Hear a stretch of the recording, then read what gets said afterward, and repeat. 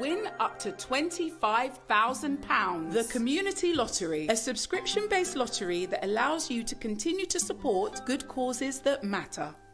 When you win, good causes win. Every month, eligible good causes have the opportunity to win a share of funds that could help them continue the good work that they do in our communities. To apply, there's no complicated forms, nor do you have to be a registered charity. Just grab your phone, send us a 60-second video explaining your good cause and the difference having extra funding would make to your project. Visit thecommunitylottery.com. Hit the play button and sign up for either 13 weekly draws or by direct debit for just £4.35 that gives you 4 weekly draws. You could have the chance of winning £25,000. The aim of the Community Lottery is to create an additional source of funding that will enable good causes to undertake innovative projects that matter. If you're in, the communities win.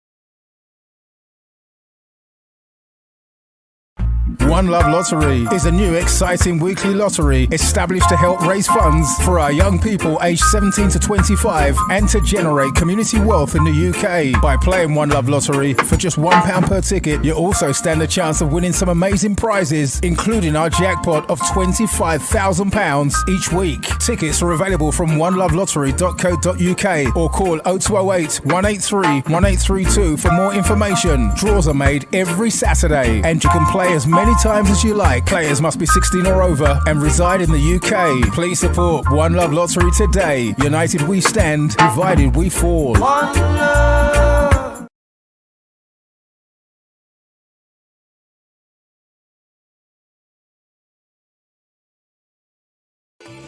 As an agency committed to giving a voice to the voiceless and shining a light on social causes and injustice, Naked Truth's contribution to International Women's Day will focus on the empowerment of women from diverse backgrounds. Join us as we empower and inspire each other to start to change the narrative for future generations.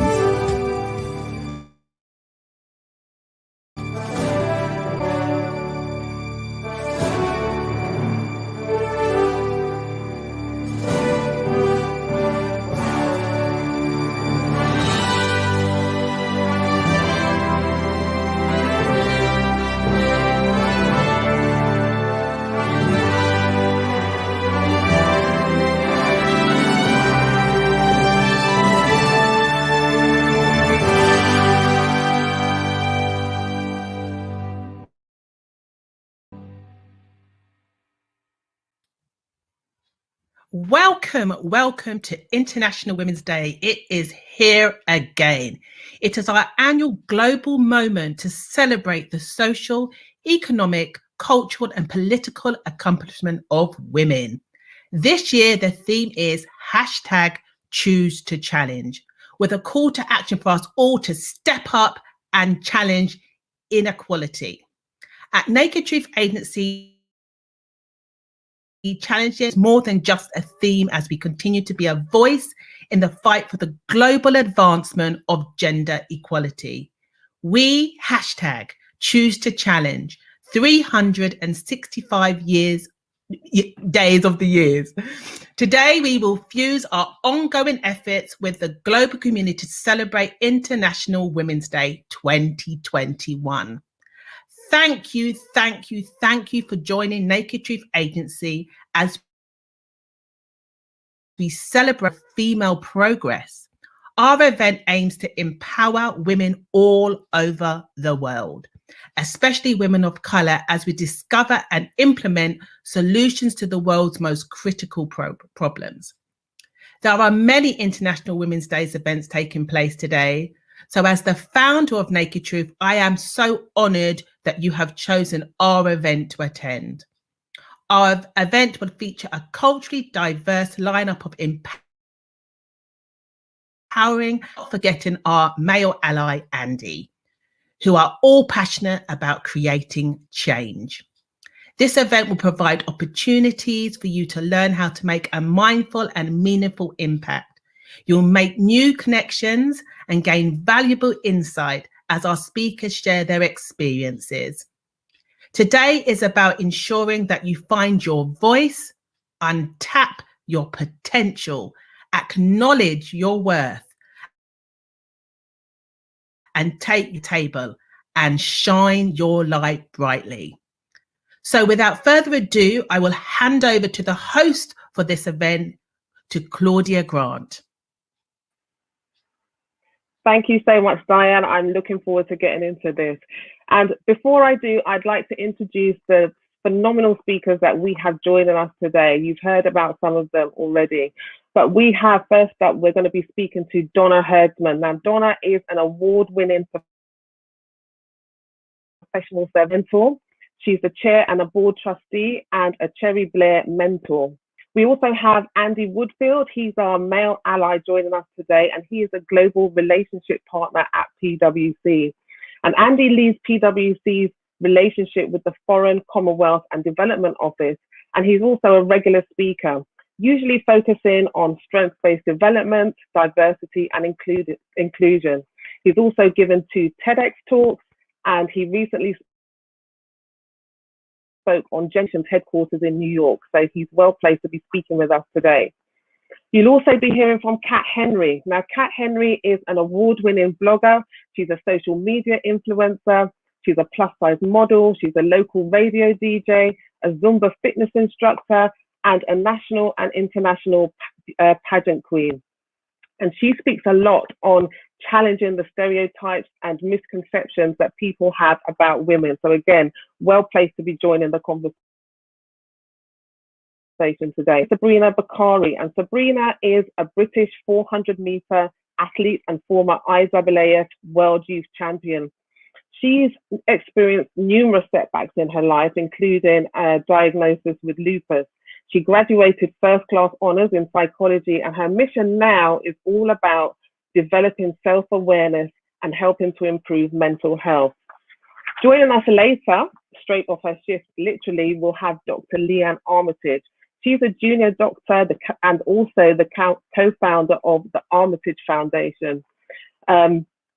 She exists, or through the Armitage Foundation, exists to increase diversity in the UK medical profession. And as a result of the work that she has done, she was recently awarded the UK Queen Young Leaders Award by Her Majesty the Queen at Buckingham Palace. I'm also excited today because throughout the session, you will be hearing some really inspiring poetry from a lady called Natural Right, who burst onto the spoken word scene in 2017 with her down-to-earth style of poetry. So I'm really keen to get to it. That's the panel that you will be hearing from today. And the first person I'd like to introduce to be speaking to us is Donna Herdsman. Hi there, Donna. Good to have you. Good to have you. Pleased to be here. Before we get to it, I just want to read out some statements and facts that I was looking at myself recently in light of the conversation today. So The COVID-19 pandemic has shed a spotlight, as we know, on a number of inequities with women of colour being impacted the most, right? So research shows that Black women have less access to training, have received less mentorship and sponsorship, and have less frequent opportunities to interact with senior leaders. As a result of this, they experience fewer opportunities in their careers compared to white women. And as a result, only 21% of C-suite leaders are women, 4% women of colour, and only 1% are Black. And here's another one. During the COVID-19 pandemic, Black women are nearly twice as likely compared to their white counterparts to be made redundant, furloughed, or have their hours reduced. Now, when you hear figures like that and statistics like that, comments like that, it's quite easy to be quite discouraged. And you're going to be talking to us about how to navigate careers in light of all these hoops and hurdles that women, in particular women of colour, have to jump through. And I know that when you were a young girl, perhaps even before you started about, on your career at 12 years old, you were given quite negative feedback as well. You were told you weren't good enough to move into the top set at your school.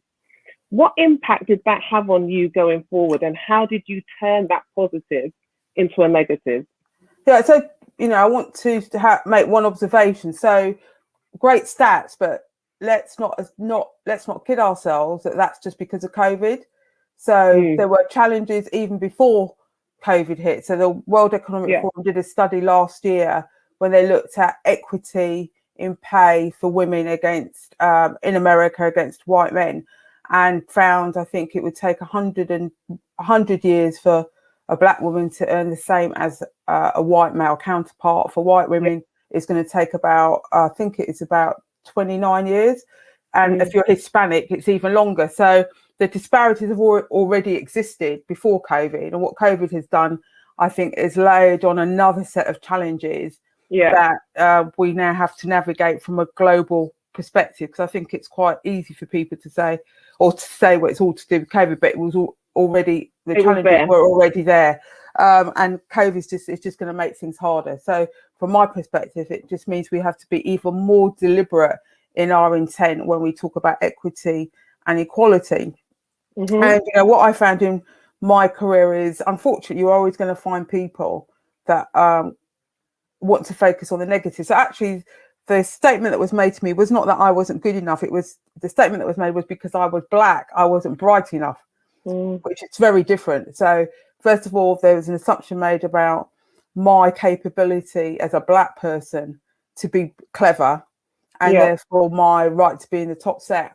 And what was quite interesting, I was 12 years old, so I look back on that time through adult eyes, to be fair. So what I'm going to share is a reflection as an adult, not as a reflection as a child. But I remember being bemused by it all. I remember actually being saddened because I wasn't with all my friends I spent the last year developing relationships with, because I was a child. But I went home and told my parents, and they were absolutely furious. And they came to the school, and I was really glad they did, because their aim, because it had already been said to me, so those words could not be recovered. But their aim was really to do whatever they could to make sure another child didn't face that kind of discrimination. I loved English. English was my favourite subject, and my English teacher, she came to me and said, you need to know the reason you're in the top set is because it's where you belong. And from the moment she said that, I just never looked back. And then as I got older, of course, what I realised, it's my brain. I don't know what my brain is capable of. So how can someone look at me and determine what my brain can and can't do? It's my brain. And so I decided at that moment in time, two things. One is, you're going to always find people that are supportive, but you're equally going to find people who feel they have the right to judge you and don't know you. And those are the kind of people I choose not to listen to. Yeah, well said. Well said. Can I just ask as well, for parents that are watching, and we hear again lots of statistics about children in school, Black children in school, females in school. What advice would you give to parents in terms of having those conversations at a younger age with their children? I mean, that's quite an interesting question. So I'm mentoring 3 year 11. So for those of us that don't know what age that is, it's their 15-year-olds.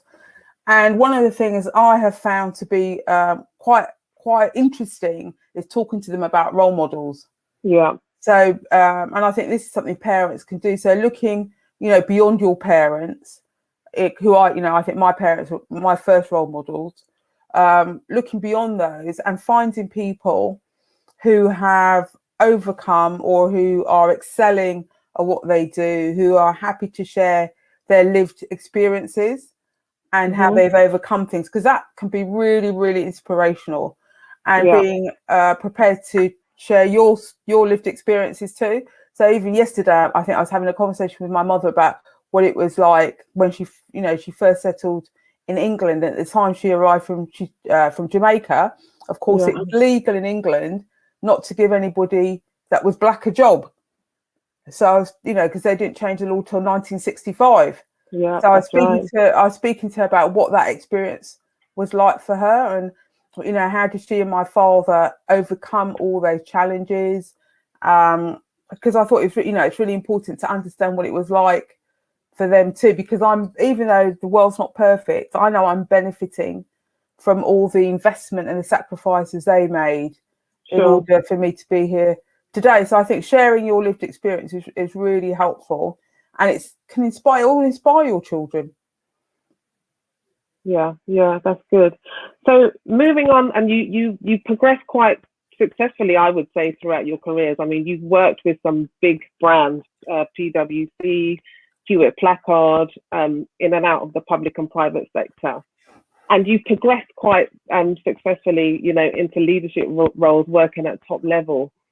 So you must have ever experienced that feeling of almost being like the only one. The higher you go, the less and less of people like you, I would imagine, that you would have seen.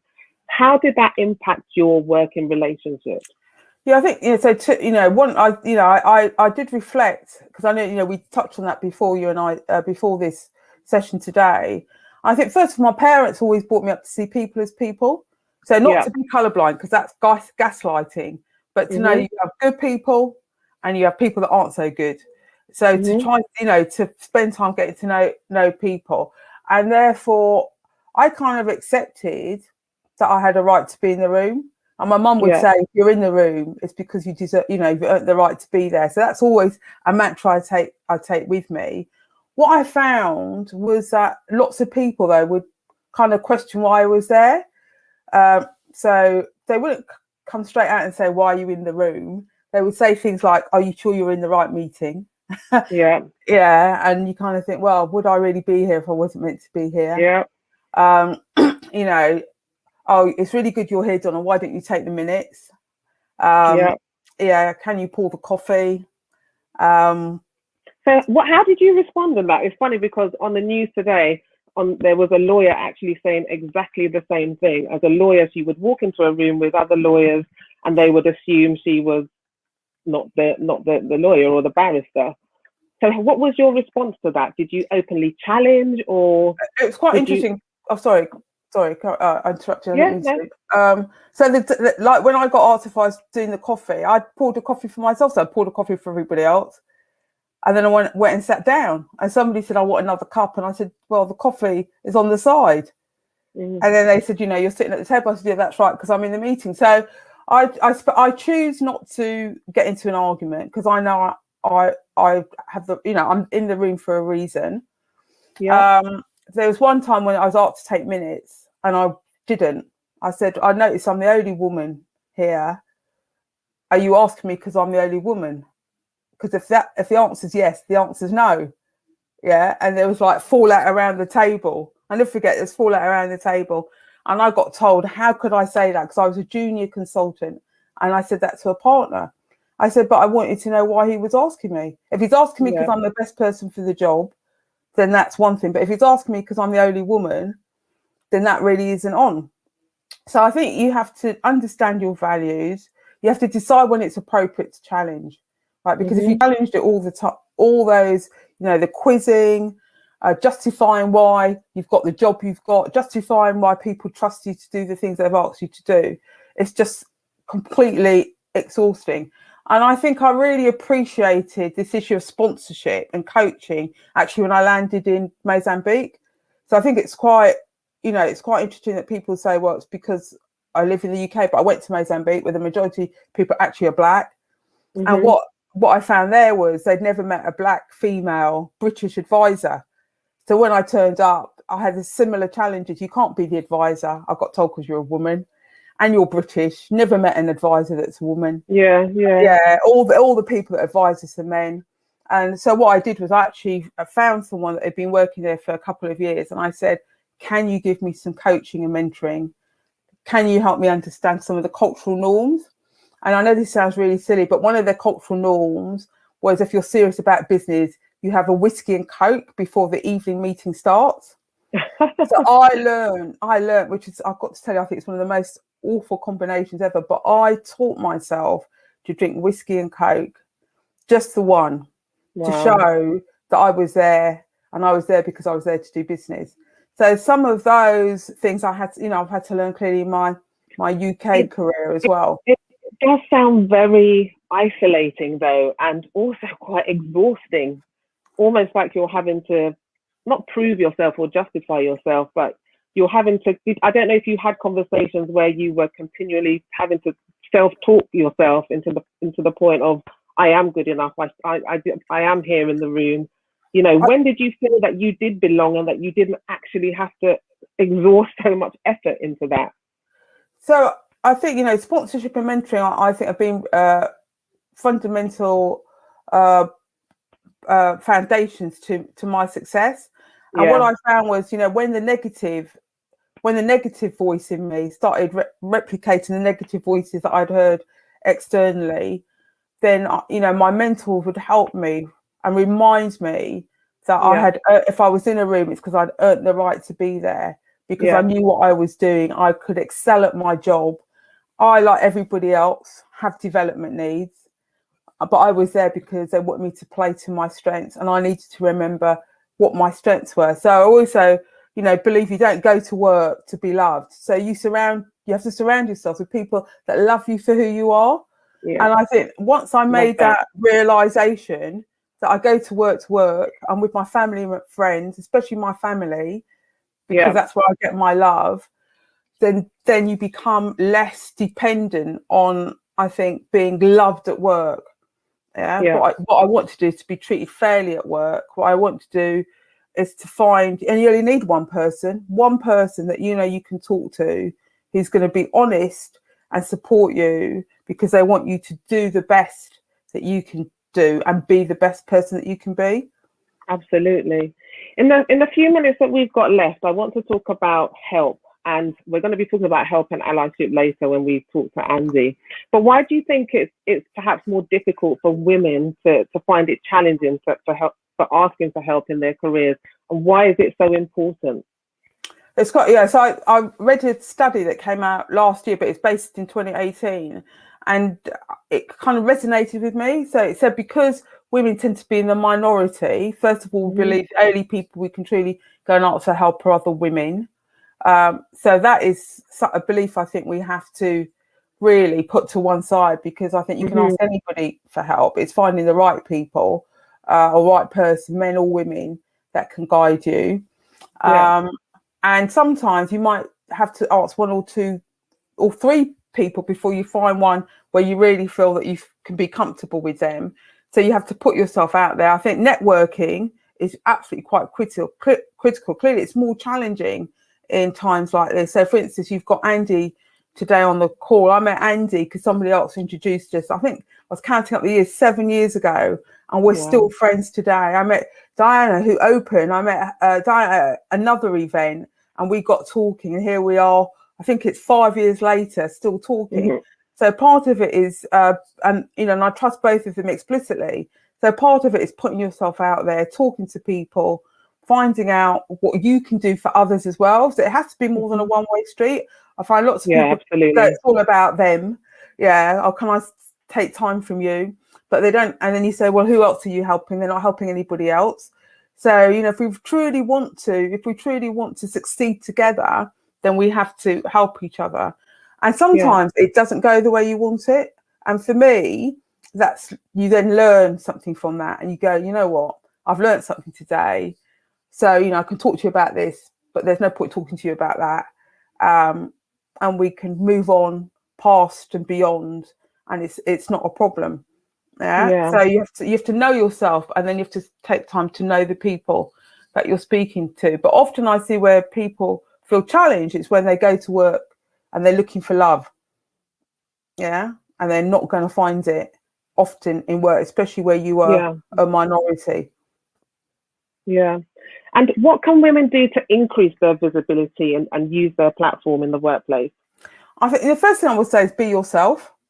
I mean, the amount of conversations I have with people that either because they've had the feedback or because they've looked at an organisation and say, I need to look differently, don't bring themselves to work and listen to feedback. And it's, I shared a story, I think, with Andy once where, someone took me aside and said, your entire wardrobe was black. And I said, no, you're not, you're wrong.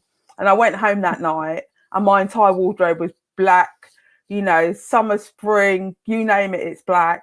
And they actually said, I don't think it reflects your personality, Donna. And I really had to listen to them. And what I realised was I adopted black as almost my armour against the world. And it was my way of hiding myself. So I wasn't being truly present, because I love colour and I love having fun. And I didn't think there was a place for those things. And I thought, what, there is a place for those things. You have to celebrate your successes. Well, to do that means you have to have some fun. Otherwise, it's not a true celebration. I can wear bright colours to work. It does not dissuade from who I am and what I'm capable of doing and capable of being. And I must admit, once I accepted those things of myself, I became a much happier person to be around. And so when I look back at my career, a lot of the times I felt very frustrated. And I'm sure it came out frustrated because, I had to fight for equal pay, everything that women are facing today, at some point I've had to do. But above all, I did them not thinking I could be myself.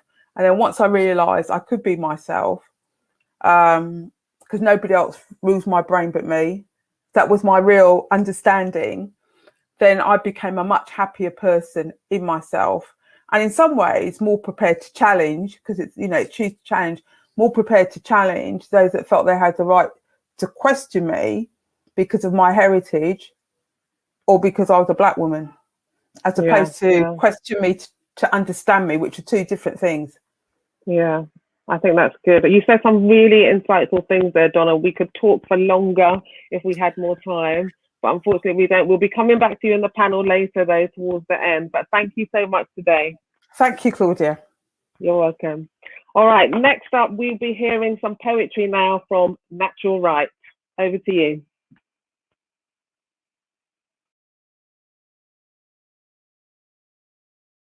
Challenge.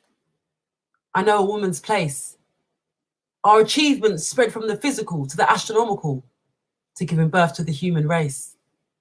I choose to challenge. I stand strong at the front. I'm a proud lioness, prepared to lead the hunt. 110 years of annual celebration of the impact that women have had on all nations, recognizing, celebrating, raising us up. The battle still continues, but we choose not to stop until divine femininity has risen to the top.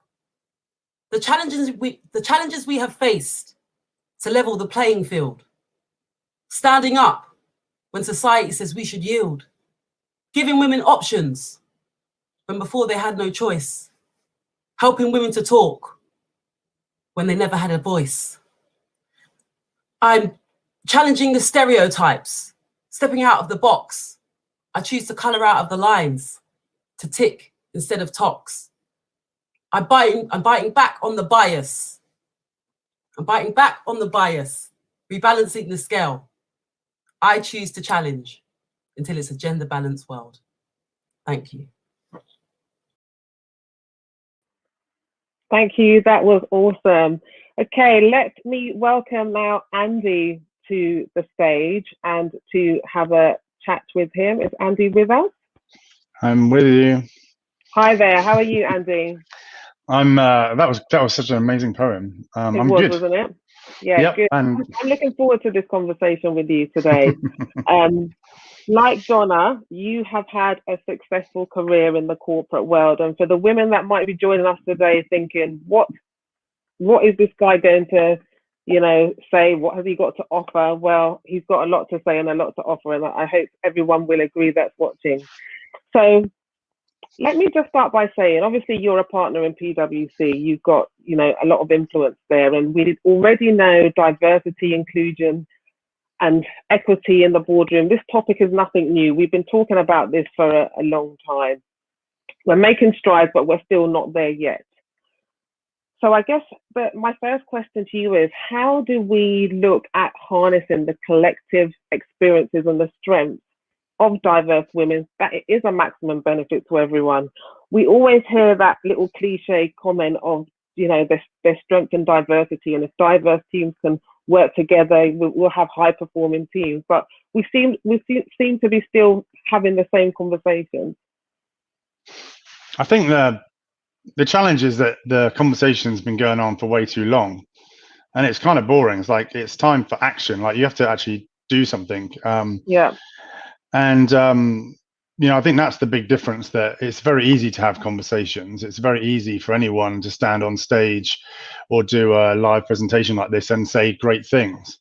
But when you have an opportunity to do something, do you do it? I had a great opportunity a couple of years ago to build a new leadership team. And, I've got a big mouth, which is why people often say, I'm not quite sure what he's going to say. So, I felt, I had an opportunity in that moment to build a diverse and inclusive leadership team. And those two things couldn't be further apart from each other, diversity and inclusion, I learned. So I felt that I had to do it because I talked about it a lot. So I had the opportunity and I did it. And I found that the single biggest factor in me building a truly diverse leadership team, and it was diverse from a socioeconomic perspective, from a regional perspective, from an ethnic perspective, from a sexuality perspective, and a gender perspective. The single biggest factor in my ability to build that team was my intention to do it. There were no barriers that were unsurmountable in reality. It was my intention to do it, meant it was possible to do it. And I think it's too easy for people to seek more data, to seek more conversation. But at the end of the day, if you're in a leadership role, you have an obligation to do something. And so that, for me, the important thing is to move. Of course, conversations are important, but you've got to move beyond the conversation to taking action. So when did that click for you, Andy? When did you think, hold on a minute, there's things that we need to be doing, there's things we need to be doing to help women of color. When did that realization occur for you? I think so. I grew up in a little village in Dorset, and I realized quite early on that I was a bit different. And it took me till I was in my 20s to realize that difference was about my sexuality. So I had observed myself in almost every single situation to make sure I didn't stand out as being different. So I'd always, as a kid, learn an affinity with people that were on the outside, felt different. And almost, I think a lot of, you spoke to a lot of gay folks, or anyone who feels that they are different, you end up developing a heightened sense of whether or not you fit in. So you see other people that are also feeling on the edge. And that, the reality is for the majority of straight white men and a lot of, straight white women, the entire life, a professional life, is pre-rolled in front of them to make it easy. But if you appear to be different in any way, then you get these sort of small and large barriers placed in front of you. So for many years, I've wanted to really understand what those barriers are in particular for Black women and Black men in British business. And I set about trying to learn about that, because I knew that I could never understand that, because I'm not a Black woman and I'm not a Black guy. But I started to learn about it. I noticed it really starkly when I started dating a Black guy. And I think I told you about this, that, suddenly I couldn't get a Black cab in London. It's like before I started dating my other half, Marcia, who's a black Brazilian guy. You know, I'd put my hand up when there was an available cab, and the cab would stop. And I swear to God, you know, as soon as I'm with him, 3 available cabs would go past me. And I know that doesn't mean that all black taxi drivers are racist. I know there's a lot going on there, but it was just a recognizable experience. So I guess I just deliberately started to try to learn about the experiences of people that look different from me. So why is it important then that we have men as allies, men like yourselves in the workplace? Well, we created the problem in the first place, didn't we? So like, it's our job to sort it out. You know, my white ancestors put all the barriers in place to protect themselves, to benefit themselves. You know, and so that's just a fact. You know, you do not need a PhD in history to work that out. It's just true, you know. So therefore, I feel like it's a responsibility of white men in particular, and white men and women, to understand that, and then understand the responsibility they have to try to understand those barriers, to understand the lived experience of different people, and to pull those barriers down, and to do it themselves, and to not expect to be rewarded for it, to not complain about it, to not feel uncomfortable about it, but just to get on and do it.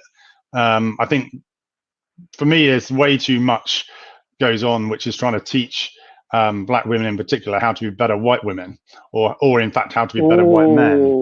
You know, it's like, you know, that is not cool. You know, that is not diversity. It's not inclusion. But the reality is, it's super inconvenient to deal with different voices and different opinions. It's much easier if everyone just agrees with you.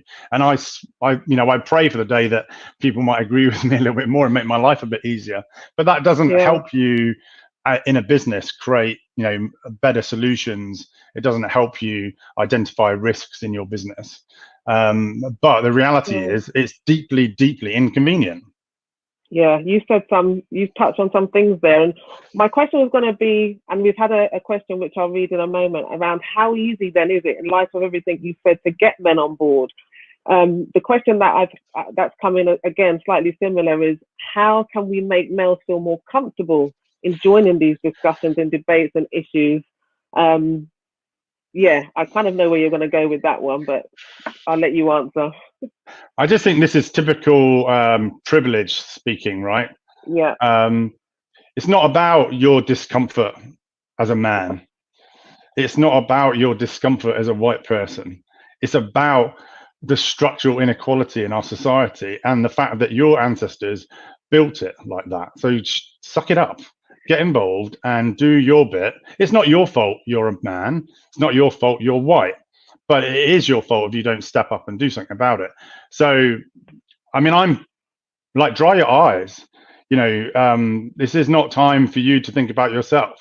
I would just say to all the guys out there, you have a platform and you can actually affect change. It's your responsibility to get involved. You know, find a black woman that you can have a laugh with and get on with, and there's millions of them, and find some coaches to put around you who will tell you that you're wrong, because you are, and get involved. And don't, for God's sake, don't think about your discomfort, because it's not about you. It's been about you for hundreds of years. Yeah, I think that's so interesting and a good point, because I think some of the frustrations that we have as women is, as you say, men have all the influence, or most of the influence, but these men also have mothers, they also have sisters, they have daughters. So how do they reconcile that in the conversations that they have day to day? What are they going to be telling their future daughters, you know, when they're coming up through the ranks, or whatever their experiences might be?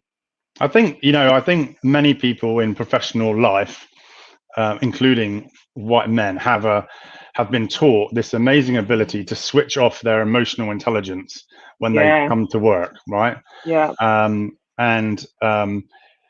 Everybody has emotional intelligence. Everybody is connected to who they are and their experience, and everyone clearly understands that they do have a mother, and they may have daughters or sisters, but it's almost like if you express that, you're somehow emotional, and that's a weakness, and it's not. It's a strength. But we have this kind of view of a professional world, which is that you shouldn't show emotion because that's weakness, and therefore you shouldn't have, then you park your emotional intelligence and you replace it with what we now call professionalism. Well, actually, that doesn't help anyone. So I think what happens is there's an emotional block and a barrier between your real life as a human being and then your professional life. I mean, I've been told in the past that my gay persona overshadows my professional persona. I'm like, well, I didn't realize it was an act. I've been, maybe I'm not getting it right. But people have this idea that you can separate yourself emotionally, but at the same time, we are desperate for people to bring their whole selves to work. But it's almost like, can you bring your whole self to work, but please don't offend anyone.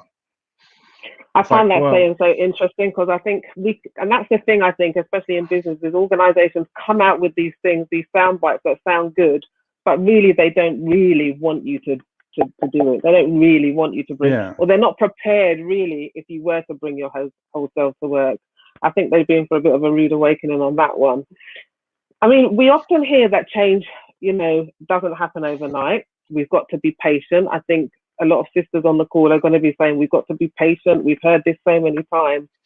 But when is the most acceptable time for us to wait? Because we're in a period now. I mean, you've got to be under a rock not to notice the amount of disruption this world is facing. We're in the era of disruption. So if we're going to set new social norms and in terms of equality and equity, surely now is the time, isn't it?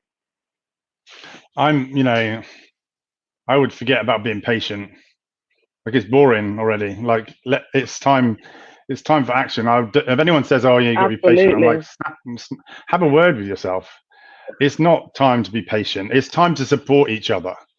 There's way too many people that are different, busy eating each other, trying to be, the most different person, or to kind of slag off, one another's differences. Like, that doesn't help anyone. Anyone who is different, anyone who wants to create an inclusive world, should be supporting each other and should understand that for a lot of white folks and white men, it's not their fault that they're white men, and they don't understand what it's like because they've not experienced it, and that's okay as well. So I think I do not agree with waiting, because we could all, who knows what's going to happen tomorrow? We could all be dead tomorrow. So there's no point. There is no, hopefully not. If everyone does die tomorrow, it's been nice chatting to you all. But we have, like, now is the only moment to do anything. So I would never wait. Patience is just another privilege that's afforded to people that can afford to be patient. Yeah. So, I mean, when I spoke to Donna earlier, and we were talking about some of the statements that I read out with what's been happening with COVID, highlighting more of the inequalities and things like that in the workplace, or for disadvantaged groups and minorities. So things would you like to see? What policies, practices, partnerships do you think need to be embedded so that we can see more equity and inclusion in our working lives? I think we can afford to be much more radical in the actions that we take, because the reality is that they're not, those thoughts and actions aren't really that radical at all. They just seem radical because they're different from what we've been taught to expect.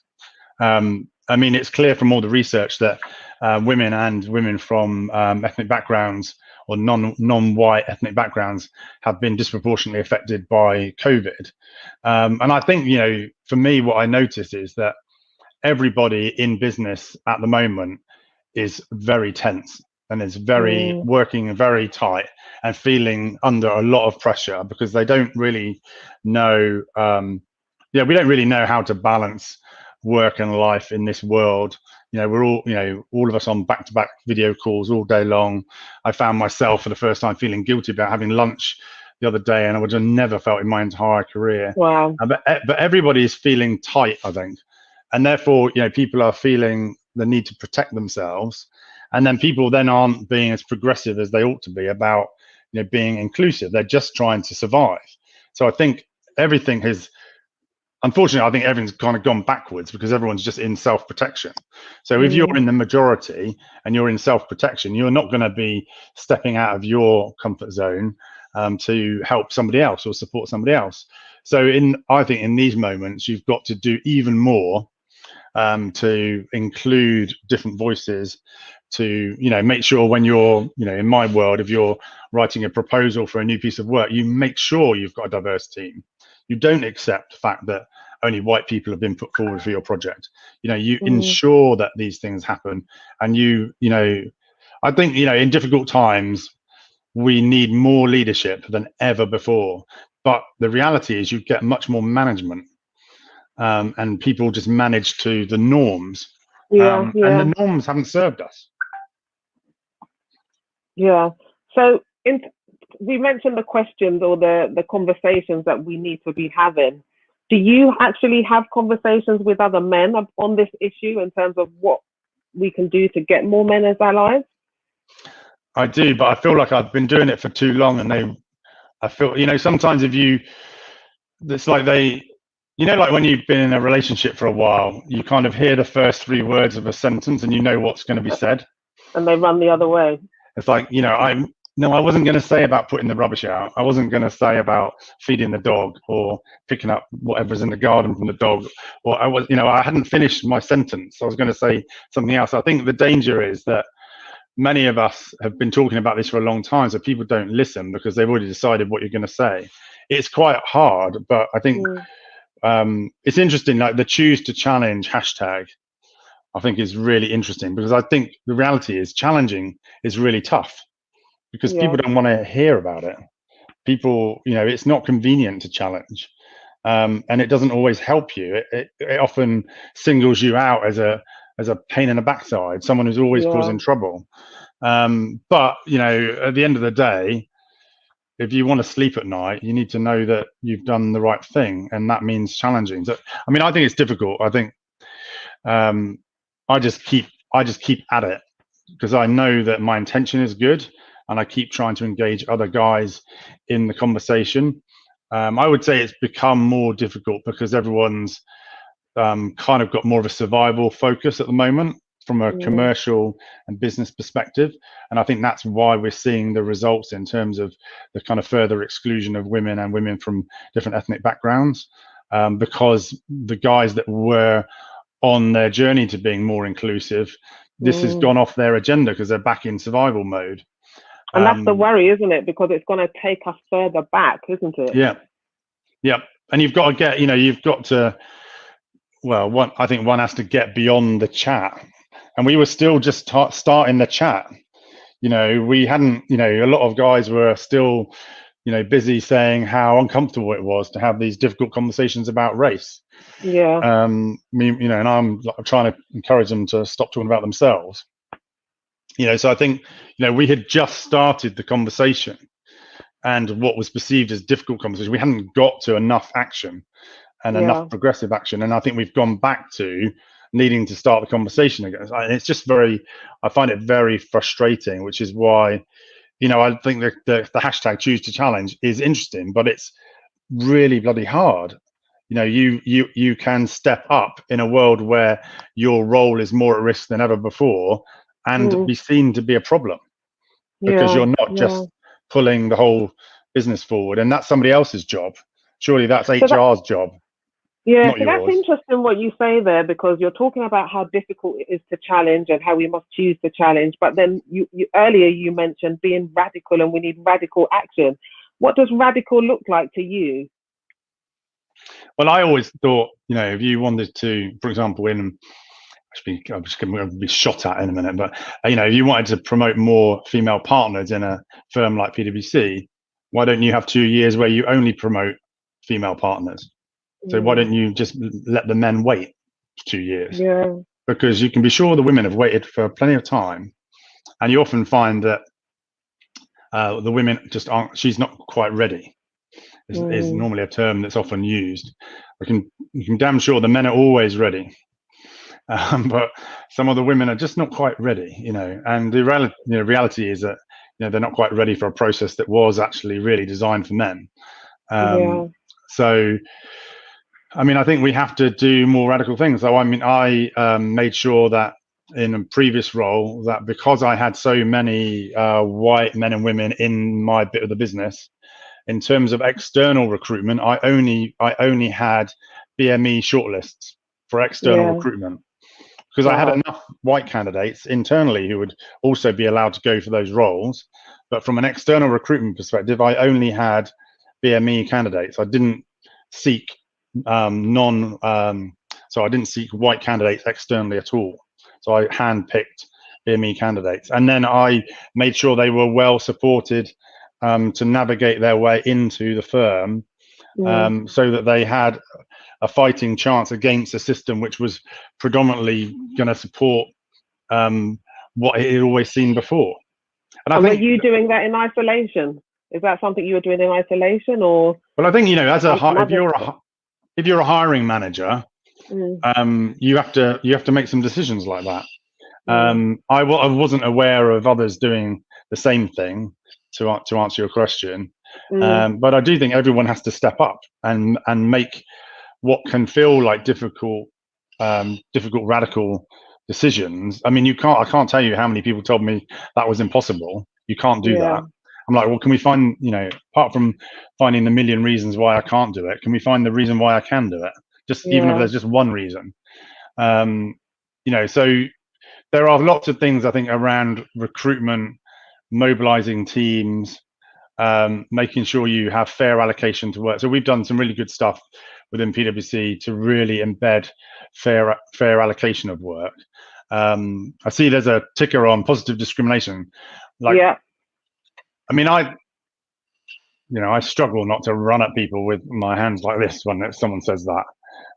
It's not positive discrimination, it's positive action. Positive discrimination is the reason why we have organizations that can look predominantly white, because there has been positive discrimination towards white women and men for many, many, many years.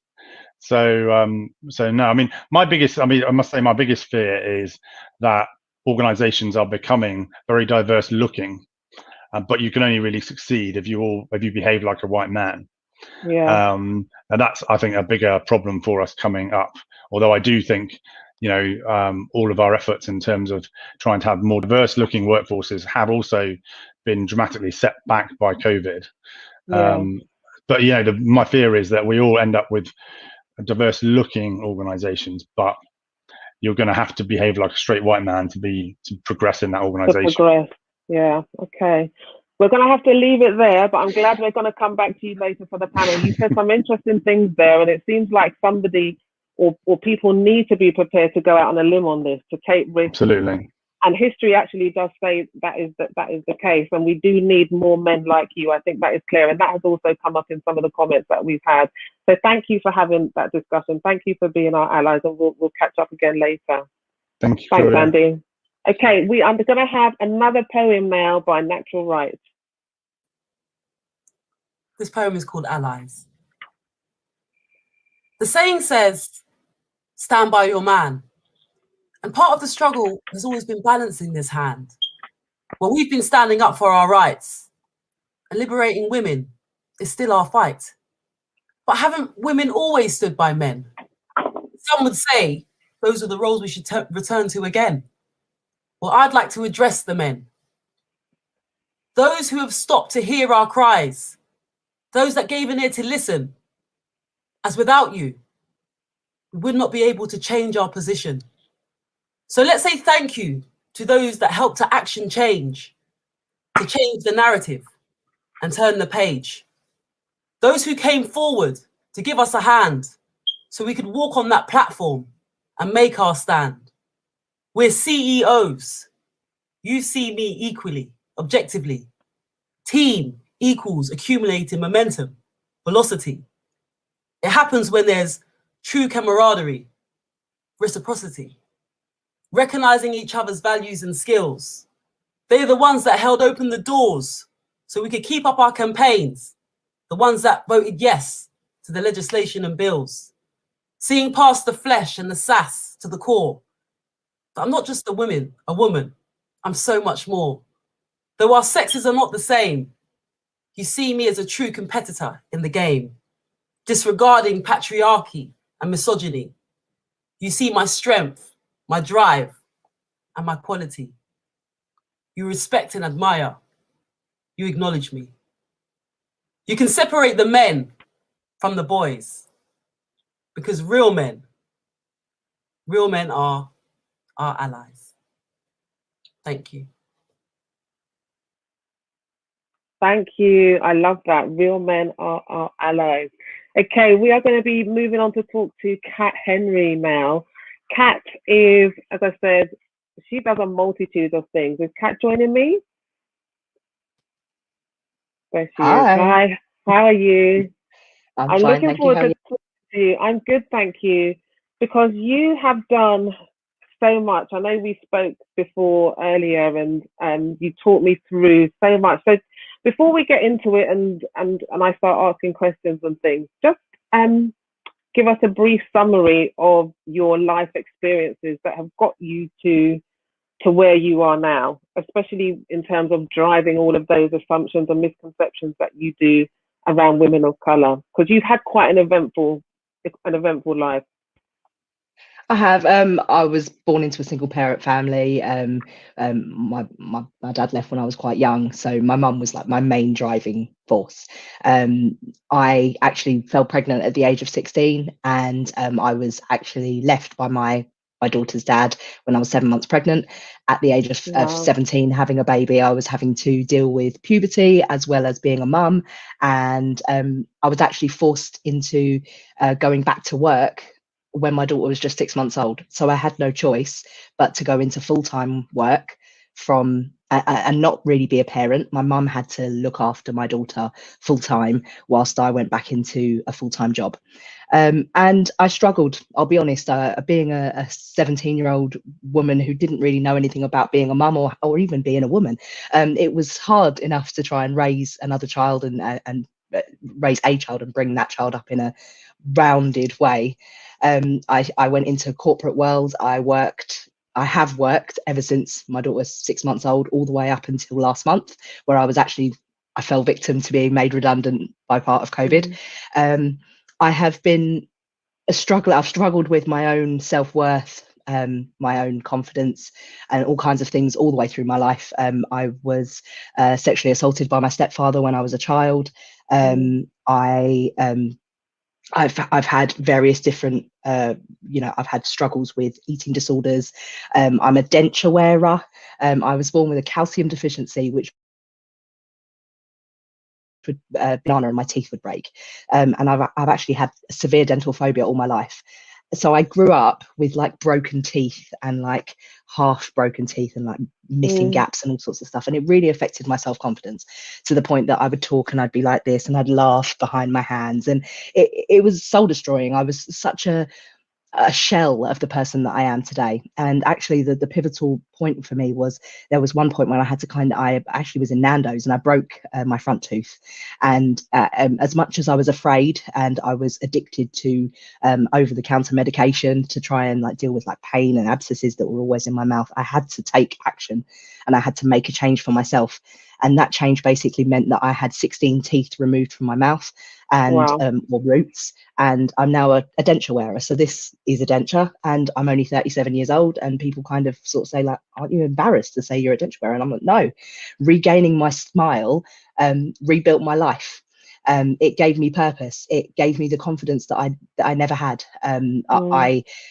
It changed my life, and I'd be remiss to say that I'm there. I'm 100% confident and happy with my life. I think everybody struggles with their own personal self-worth.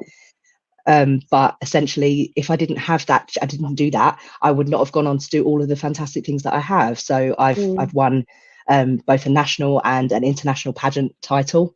I'm a local radio DJ. I'm a Zumba instructor. I've been a fitness instructor for the last 6 years. I've run a successful blog. I'm an award-nominated model.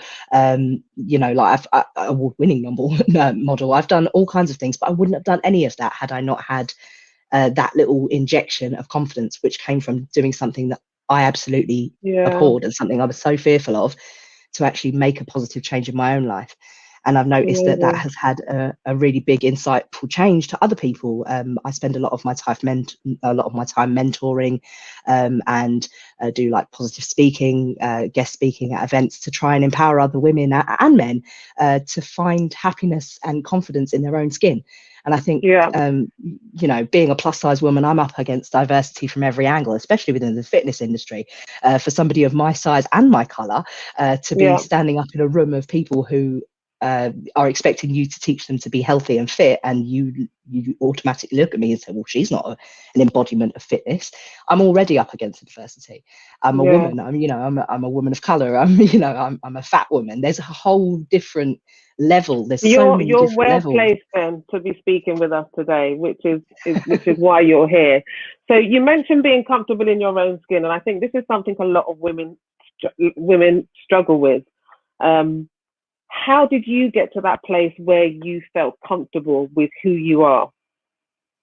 I think it takes time. It's not a race, it's a journey. And I feel like it's something that you have to kind of get to a point in your life, and you have to understand your own value by sort of saying, well, what am I comfortable with and what am I not? And you have to kind of, like other people have said today, you have to kind of pick your battles.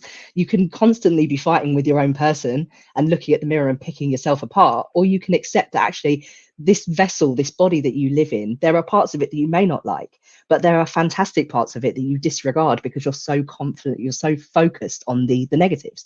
And I feel like you have to kind of assess your own personal worth and sort of say, right, okay, well, I really value my smile, but I'm not so keen about, I don't know, my bingo wings, for example. You have to pick what you're happy with and roll with that. And it's taken me time. And it got to a point where I was just like, you know what, I am confident. I'm confident in my own skin. And I'm more than happy to show that skin to the world without anybody being, without people picking fault in me. And that's a mental thing. You have to actually get there yourself. Yeah. Was there a pivotal moment for you with that though?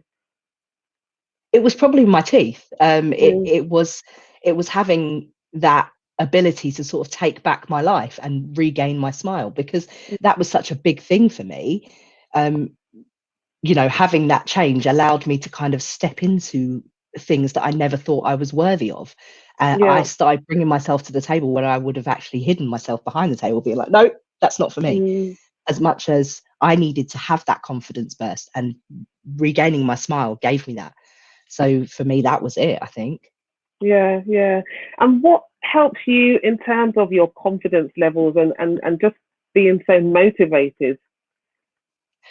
I've always been a positive person, I think. I think it's my mum instilled that in me. She always kind of made me realize that it was the most important thing to see the positives in every circumstance. And when I started getting into blogging, I started surrounding myself with people that I thought was a positive influence in my life. So I looked into other social media influencers, other bloggers at the time, other people within the industries that I was in, and looked to them in a networking basis to try and gauge how I can learn from them, grow with them. And taking those people around me, learning what they do, it kind of got me to a place where I felt comfortable to sort of speak my voice. And that's what kind of empowered me to do that, is just to sort of take stock of what's around you and make that into how you are going to produce or promote yourself going forward. Yeah. And what would you say to women who might be struggling today with self-esteem and self-worth? What kind of tips or encouragement can you give them to help build themselves in those areas? I think all things, especially confidence, has to come from within. You have to actually assess your own personal worth and maybe, do some things, some soul searching yourself, and actually sort of understand what you hold dear and what you really value personally. For me, loyalty, resilience, being honest and loyal are really, really core values for me. So I had to find out what was important to me and then kind of build on that. And you have to kind of look at yourself. Like, I spent a lot of time looking in the mirror and kind of saying, what am I happy with? What part of me do I love? And focusing on that. And you have to kind of learn to disregard other people's negative opinions about you. Like, everyone, you're not going to be for everybody. You're not going to be everybody's cup of tea. But you have to understand that there are certain people that need you in this world, and there are certain people that will use you in this world. And once you understand that, you can start as sort of picking where you want to be on that playing field. Yeah, that was one of my questions as well, actually, is how do you be comfortable in your own skin, regardless of negative feedback you might receive, and still keep your head up? Because sometimes as women, we have to go into certain environments or places. And as Donna said before, when she was dressing, almost putting her armor on. How do you maintain that? I think the most important thing is actually learning to have thick skin and understand that people's opinions are going to come and go. And you have to understand that you can choose to take that opinion and make it an influence in your life, or you could take it as what it is, and that's an opinion, and it's not necessarily a fact. So you have to kind of allow people's negative opinions and toxic behaviors to kind of rush off you like water off a duck's back. You need to kind of understand that they're not there to change those things. So you have to learn and be comfortable with yourself first, and then project that out into the wider world. Yeah. So sometimes I feel it's easier said than sometimes I feel it's easier said than done. I mean, it's that comment that we hear so much growing up as kids, like sticks and stones may break my bones, but words may never hurt me. And we know that is an absolute lie, because words really do impact us. And some things that get said to you from a young age, or even when you're older, can stay with you and impact you.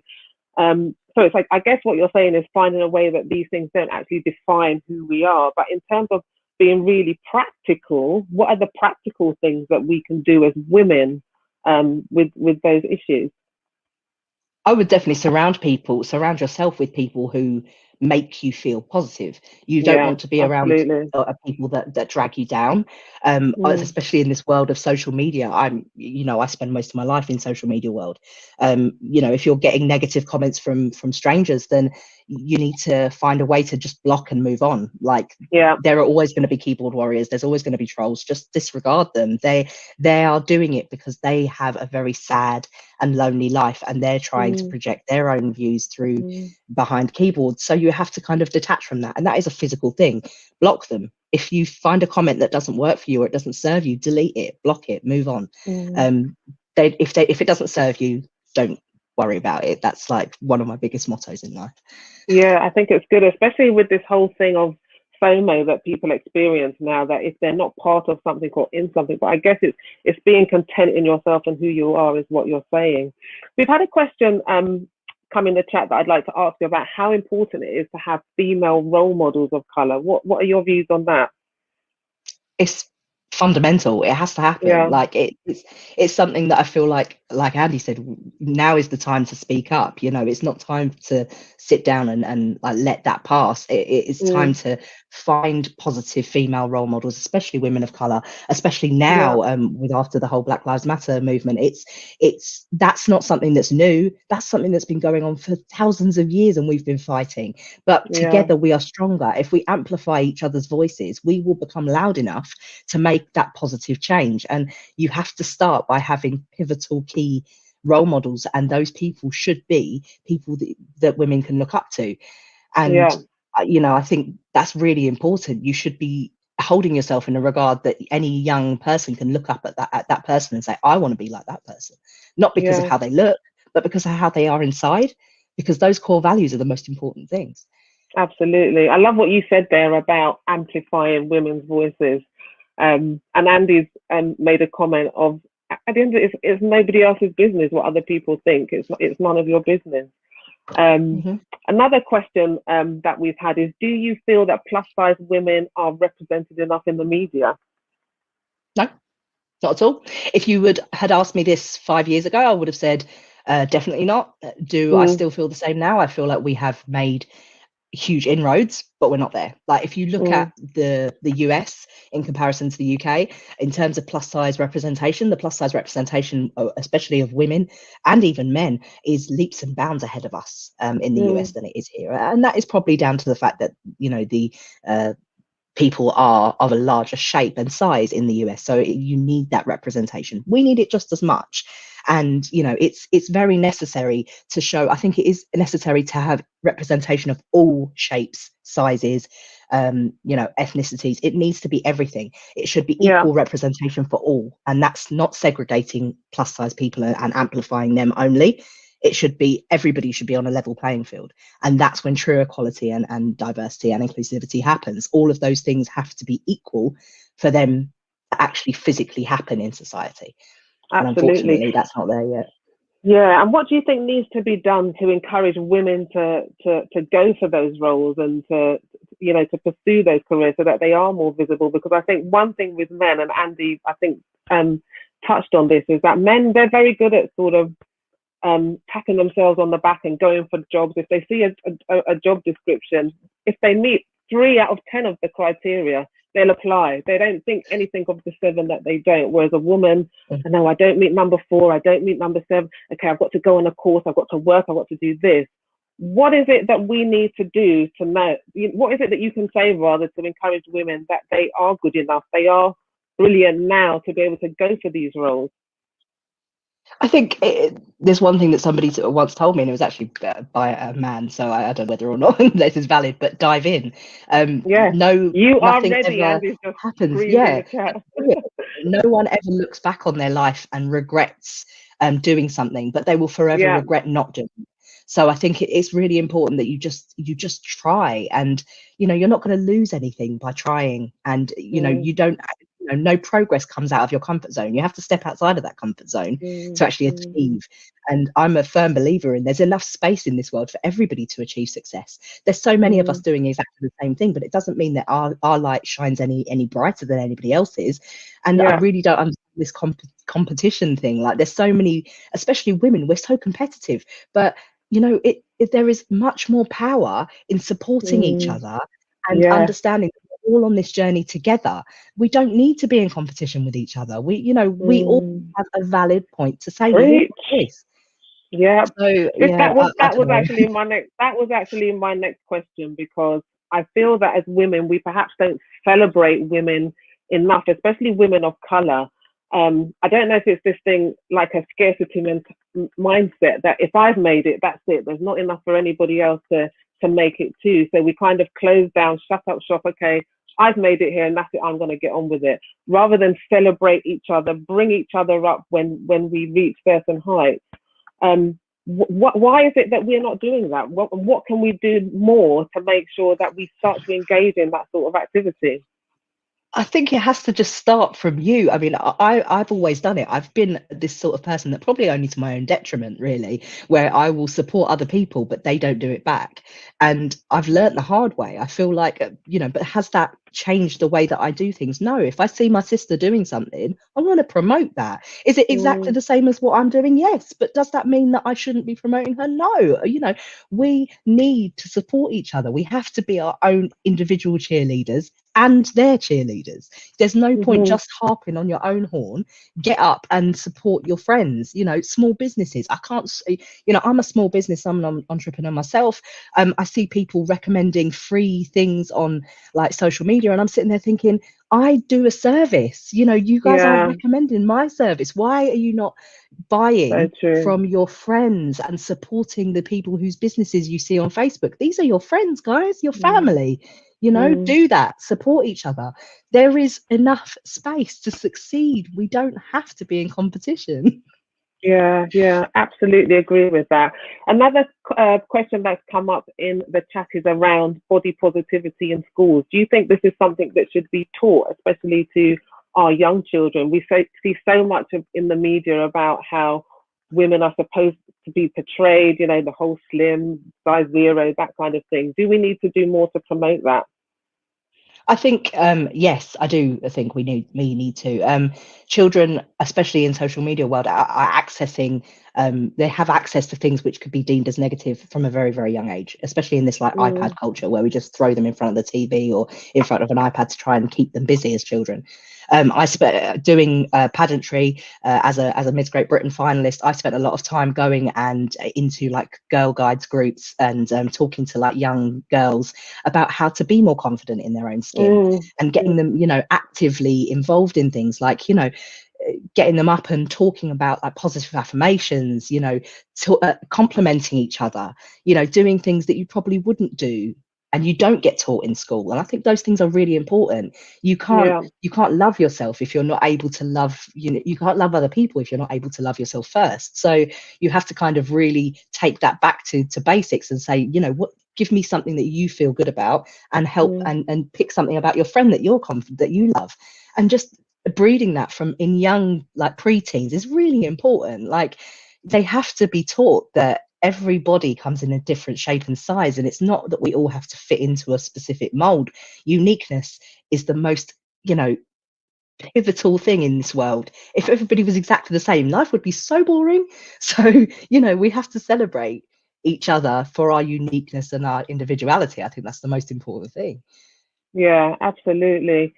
Wow, you said so much there, and I think you've also said a lot that's going to really challenge a lot of women and also encourage other women at the same time. I think there's definitely something to be said about women coming together. We need, for us to change the narrative, we actually have to take ownership of it. I think that is something that this event is all about, that we've got to do it for ourselves and not be begging the crumbs from the table as well. So thank you so much. I look forward to talking to you again later. It's been an absolute pleasure. Thank you so much, Kat. Thank you. Cheers. Okay, next joining me, we've got Sabrina. I'm really looking forward to talking to Sabrina Bakari. I introduced her earlier as a British 400-meter athlete and a former IAAFA World Youth Champion. But what I didn't say is that this woman has the biggest smile. She's overcome so much. But yeah, again, you've had an interesting life as well. You've been through a lot. You've overcome so much in your career. Just talk us through a little bit about your background before we get into it. Sure. Yeah. So yeah, I'm a 400-meter athlete. I started athletics when I was 12. And yeah, literally I was in school doing really well, and then moved to Luton, and I got introduced to my coach. And at the time, my mum just was working, she didn't drive, and my dad couldn't take me to the track.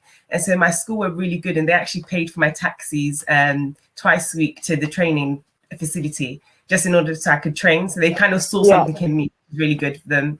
And then we progressed really quickly. I would compete for England at a school level, at international level as well. I represented Great Britain when I was 16. That was my first time at a like a domestic event. And then when I was 17, I won this thing called World Youth Championships. And I remember I was ranked 8th coming into it. And so I should have really come last in the final, and I ended up winning. And then things are really good. And then after that, it's kind of been a struggle. I've had injuries, I've had coaching problems and stuff. And so, yeah, it's just been kind of uphill battle. And we always talk about this transition from a junior to a senior athlete in athletics. And I'm kind of still on that journey, but kind of through that, that's why I'm just trying to encourage people to listen to what I'm saying, and trying to help younger people, and just be a role model to youngsters. Like, hey, it's not always a smooth trajectory to success. There's ups and downs. Yeah. So yeah, I kind of just share a lot through that to them. So you received your lupus diagnosis in 2018, and you were still at university, I believe. And that must have significantly impacted your mental health, your career as an athlete. How did you actually overcome that? Well, again, the lupus came as quite a shock, quite a big surprise. I was going through quite a lot of investigations before I actually got diagnosed. So it was kind of like 10 months before I actually got diagnosed with lupus. And it was difficult. I remember we went on a girls' holiday, and I didn't really, well, maybe when I was younger, maybe it's something within the Black community, we're not really educated on sun cream and using sun protection and stuff. And so that's not in my household anyway. And I'd go on holiday, and I just want to get my tan. I remember I came back, and I had all these lesions across my chest, and it was like these, they're red and scaly. It was quite surprised. I didn't know what was happening. And I went to my doctor, and he was just giving me like all of these different creams and ointments. And I said to him, I was like, can I see dermatology? But because it wasn't severe, like a severe case like cancer or something, he didn't want to refer me to dermatology. So eventually some of the creams worked and everything. And then I got to say, could you just go back there? Why did you say your doctor didn't want to refer you? He said because my case wasn't so severe, and so because of the NHS, they're inundated with so many different cases. He was like, "Oh, you're not really severe. It's not a kind of a cancer or anything. You just got to deal with me at the moment." So I said, "Okay," but it was back and forth, back and forth. I know it's so difficult because I was like, "You're not really listening to what I'm saying. There's something wrong with my skin, and I need to see a dermatologist, a specialist." But we hear that he just thought he could do it. Clearly not. Yeah, we hear that so often with women of color that suffer from, whether it's lupus or sickle cell, these illnesses that don't get a lot of visibility, that only women of color often quite suffer from.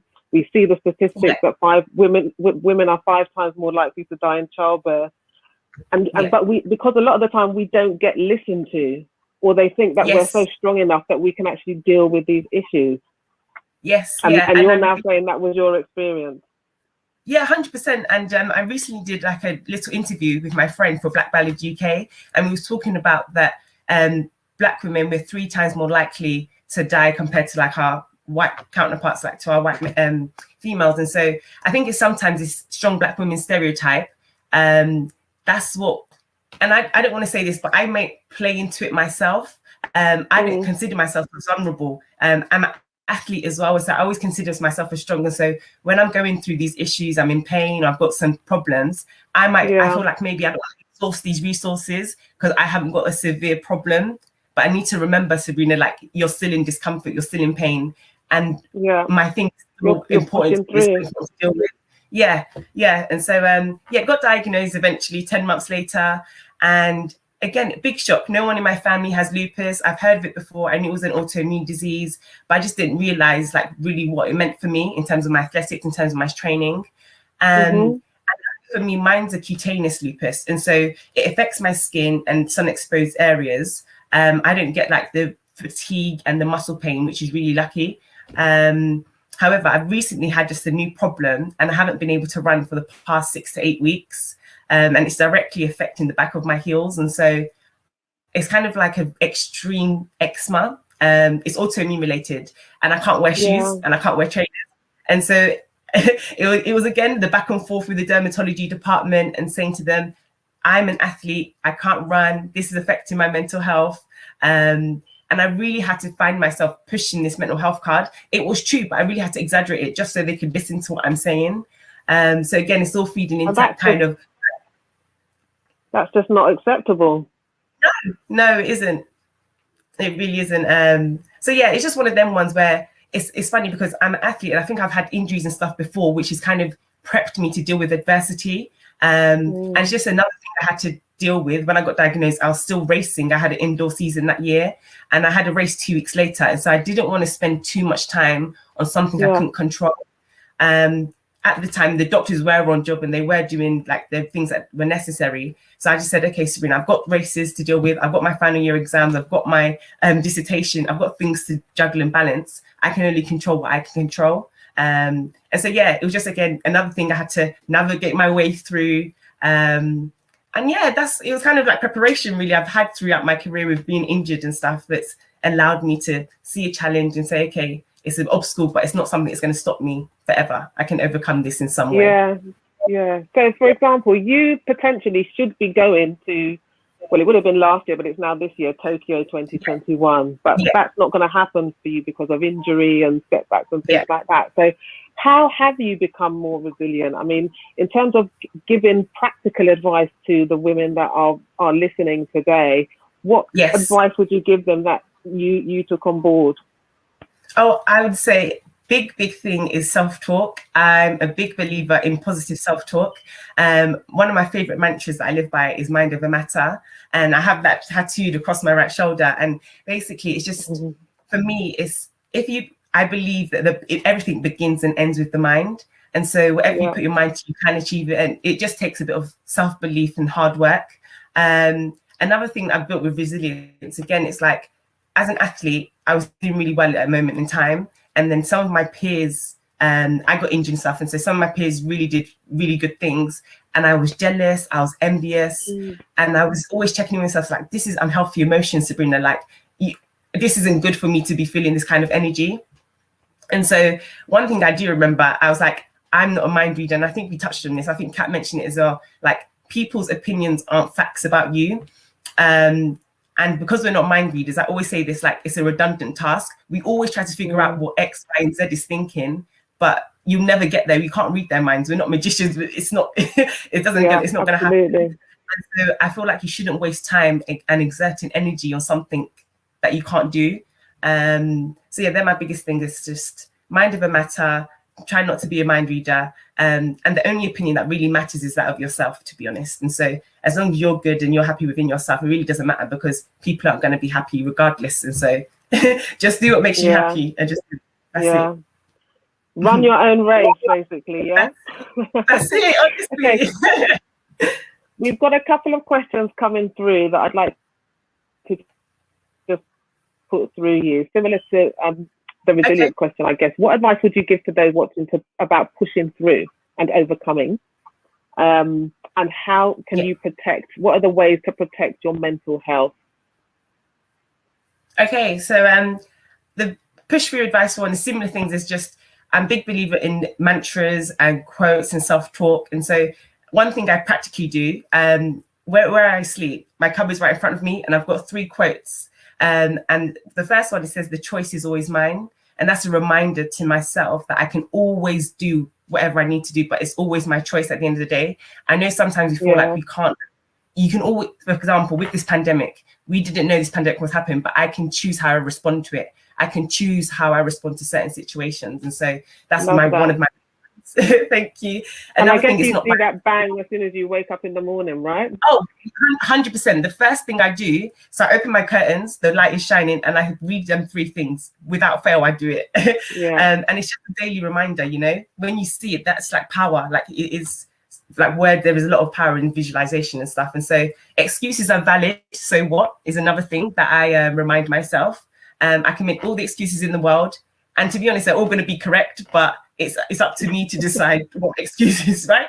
It's up to me. And then the other one is not by accident. Like, everything you do is not by accident. And so everything, even though I might be working to something, I might not reap the reward straight away. Everything I'm doing towards there is not by accident. It's going to build up to it. And so it's kind of like an investment, and everything does work there in the end. So I will reap the rewards of my success. Everybody will do, as long as you just carry on being consistent. So that's the first question. And then the second question, to protect my mental health. So I have this thing called like a formula for fulfilled day, and they're like my 5 E's. And so without fail, every day I'll exercise my mind, which looks like a meditation practice. So I meditate daily. It can be guided and non-guided. And that's just something that really sets the tone for my day. I do it first thing in the morning. And it's just something that is just solely my time, just for me, which I enjoy. Exercise my body. As an athlete, luckily, I'm training all the time. I can't run at the moment, so I have to do circuit sessions and just try and adapt. But it's important for me to move my body every day. I feel like that makes me feel just energized, you know? I feel like if I don't train, I feel quite lethargic and quite slumped. And so it's for me, my mental health is a priority. And so there are 2 things I need to do. Another thing is expressing myself and my thoughts and my feelings. And so that's normally in journaling. I always listen to different podcasts, and I've even taken notes from today, because there's little things I hear and I write it down. And so there's notes on my phone, and that's like one of the most used apps on my phone, my notes app. And so yeah, it's so important to me to write down my thoughts and feelings. And I think for people to understand it, sometimes it can overwhelm you when you have a lot of things going in your head. But when you get to write it down, it's like a freeing experience. It's kind of like you're deloading onto paper. Getting it out. Yeah, get it out. You don't always want to tell somebody else, but if you write it down, at least it's out of your head. And then engaging with others, so engaging conversations. I love this. I get a lot of energy from talking with people and connecting with people. And then finally, it's evaluate my day. And that is just asking myself at the end of the day, did I meet my 5 E's? Did I live in line with my values today? Did I work towards my goal today? And that's something I just do every day. So yeah, my formula for fulfilled day, the 5 E's. Okay, I'm going to get an email of that list, but I'm surprised, mind you do it naturally anyway. That smiling isn't on there, because that smile is like, boom, it's beaming. I love it, absolutely love it.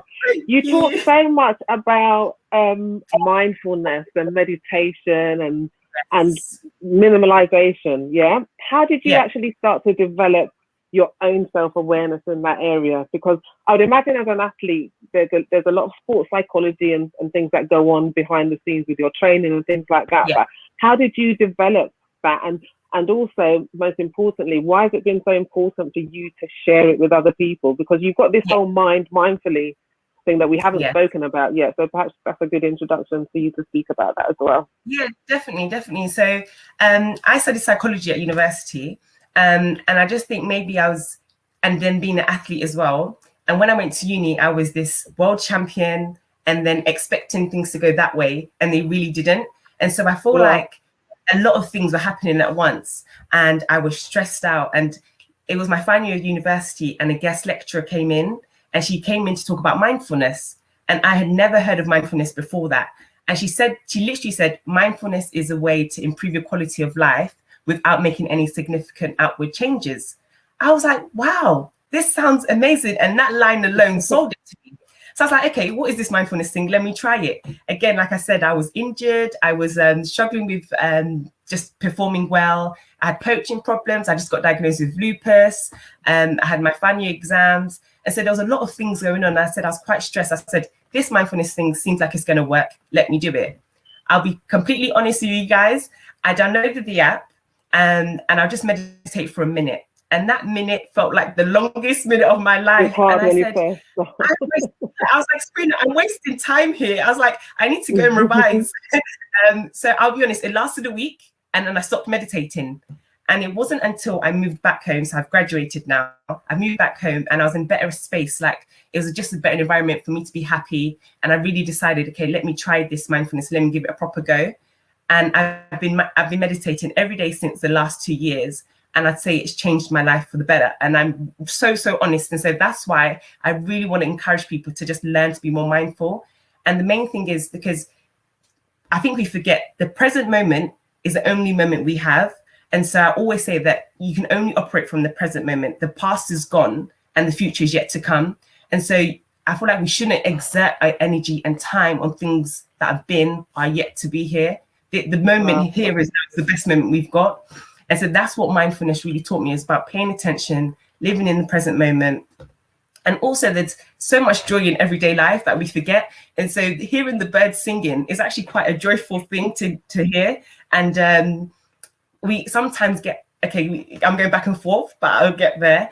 We sometimes get caught up in just the hustle and bustle of life and kind of almost act like robots. And we get caught up in doing the same things, thinking the same way, behaving in the same way. And so when you act like that, you can kind of become stagnant in life. And so that's what being present, again, it brings you back into the present moment and you just get to enjoy where you are right now. And so, for me, I'm enjoying my life as it unfolds. I'm not too focused on what other people are doing. I'm just focused on what I'm trying to do. And what will be really. And so I think it's so important for people to understand that, because I'm just like anybody else. I hope people could relate to what I'm saying. And if they can see someone like me and saying this and realizing how much it's affected my life in a positive way, I want everybody to try and feel the same kind of thing that I'm feeling. That's why I'm always trying to share it through my website and through these challenges and stuff I do. Absolutely. Such wise words there. We've just had a comment. Living in the present is key in acknowledging our purpose. Absolutely agree with that. 100%. You're known, as I said, for being an athlete and all of that. But so when did you realize you actually had a voice off the track and something that people wanted to hear and needed to hear? Yeah, okay, sure. So it's a weird one because it wasn't until very recently, to be honest. So in 2018, I'll provide some context. 2018, again, I was again injured, comparing myself a lot to other athletes, and I just wasn't really in a good space mentally. And it was social media that was kind of the main driver with that. And on Instagram, I'd be comparing myself to other people, trying to seek external validation, had pressures to post, and was considering whether a picture was good or not, depending on how much likes it got. And I realized I always talk to myself. Yeah, I always talk to myself in third person. So I was like, Sabrina, this isn't healthy what you're doing right now. You need to make a change. And at the same time, I started listening to The Minimalists, which are 2 guys in America. And they just try to encourage people to live life with less. And so that's less things mentally, less things physically. And just to live life with more intention. And so I listened to them, and then through them, I got introduced to another guy on YouTube, and he's doing a challenge to quit social media. And I thought this was timely. I want to quit social. I'm going to try and quit it. So the 30 days, which was the challenge, it turned into a 10-month hiatus for me, and I loved it. I absolutely loved it. I was just in my own world, doing what I needed to do. I didn't feel pressures to post or grab my phone and take a picture of the event. You know, sometimes you have that desire to show everybody else what you're doing. And there was none of that. And it was bliss. And so the reason I had so much time in my hands, and I enjoyed writing a lot, but I always used to just write to myself. So I decided to make an anonymous blog, and I didn't tell anybody about it. I just was writing freely, and I enjoyed doing it anonymously. No one knew who it was. And then the pandemic happened. Life slowed down. I had a lot more time to reflect. And I just asked myself, I was like, okay, what are you afraid of? Why don't you attach your name to your blog, Sabrina? And so on my birthday, I decided to launch my website and just own my writing and own my journey, and said, okay, this is me. I've gone through a lot of things in terms of being this really good junior athlete and not have been able to make that smooth transition to a senior. Maybe I can help advise the younger generation. I got diagnosed with lupus. And so maybe people, because looking at me, you might not know I have a chronic illness, but maybe that will help people discuss some ideas of what illness looks like. Maybe I can help educate them and raise awareness. I'm always thinking stuff like mental health and trying to uplift and promote. Yeah, and that's the thing I think, especially with social media, because social media is a place where I always say, show the best, hide the rest. It's not real. Yes. But when you do start talking from a place of realness, I think, and authenticity, that's, I think, when you really reach people, and people will really relate to what you say. So my final question, I think, just to bring this home, is what can you say to women? Because obviously you've got a lot to say. You've got a lot to say to women. I think that women like to hear. But I believe everybody has a platform. All women have a platform. They might not even realize they have a platform or any sphere of influence. What can you say to help women find that voice in a minute? I would, I'll literally just say, express yourself, but in the most authentic way. There's you. I think we touched on it before. There's only one you that exists. And so you have your own unique set of experiences, your own unique set of thoughts and everything. And so you always, everything you do, you can always bring value to the table. Just don't be afraid. Take the plunge and just do it. I mean, as we've said before, the only opinion that matters is that of yourself. You're not a mind reader, so please don't exert energy trying to read other people's minds. And just be true to yourself. Speak on things that are of interest to you. And people always... So that is literally it. That's what I'd say. Just try and be your authentic self. Love it. Love everything you said. Andy has just said he needs you on speed dial. Yes, so, Andy, that. It has been so great talking to you, Sabrina. We're going to come back to you later for our panel at the end. But for now, thank you very much. Okay, we are now going to have, that was so inspiring. I'm sure if you heard that, you'll agree with me. We're now going to have our final poem from Natural Rights. Over to you. This is Get On Board. Over 100 years since the suffragettes, we have the vote, but the fight's not done yet. Progression's been made, the gap's receding, but it's 2021 and there's still a glass ceiling. With all this talk of diversity, women on boards are still a minority. And the percent with colour, minuscule, minute. The figure is tiny. The female employment rate is the highest figure recorded to date. And as society evolves, our voice is essential. If we are to meet our full potential, step up to the plate, share your voice. You can make the change. You make the choice. Now, for a true democracy, you need to represent all corners of society. But the sad and dismal reality is that it will be hard, you'd be hard pushed to see a committee member that's just like me. I mean, how could a board really understand what's needed for a master plan if they're all male or pale, or their countenance is stale, or they've lived a comparative fairy tale? Would they really be able to contemplate my world? Would they understand the racial disparities or the impact of austerity on women of ethnic minority? I'm sure there'd be lots of empathy, but what's needed is someone who's lived it, representing me. Well, sisters, there's a seat around the table. There's no need for your voice to be disabled. Get on board, become a civil protector. You could rock the role in the public sector. I hear you say, she doesn't mean me. I couldn't sit on a government body. I couldn't manage. My face doesn't fit. It would be a waste of time. Even if I applied, I wouldn't get it. Dispel those thoughts. You meet the criteria. Be confident. Don't ever think that your skills are inferior. We live our lives the day to day. So it's only right that we have our say and bring our cultural perspective to all of the areas, all the different sectors, from school to justice, from crime to health, from environmental concerns to the distribution of wealth. It's imperative that public service reflects our views, our values, and what we expect. We're phenomenal women with insight and skills. So let's write those legislation bills and policies and codes of practice. We're in the game, so let's decide the tactics. We've established our position. Now let's bring female flair. We need women of colour on boards everywhere. Thank you.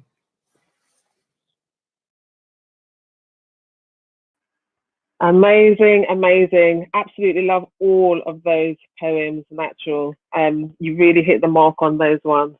So I'm going to introduce my last speaker before our panel, and it is Dr. Leanne Armitage. She is literally straight off a shift, I believe, joining us. Hi there, how are you? Still awake? Thank you for having me.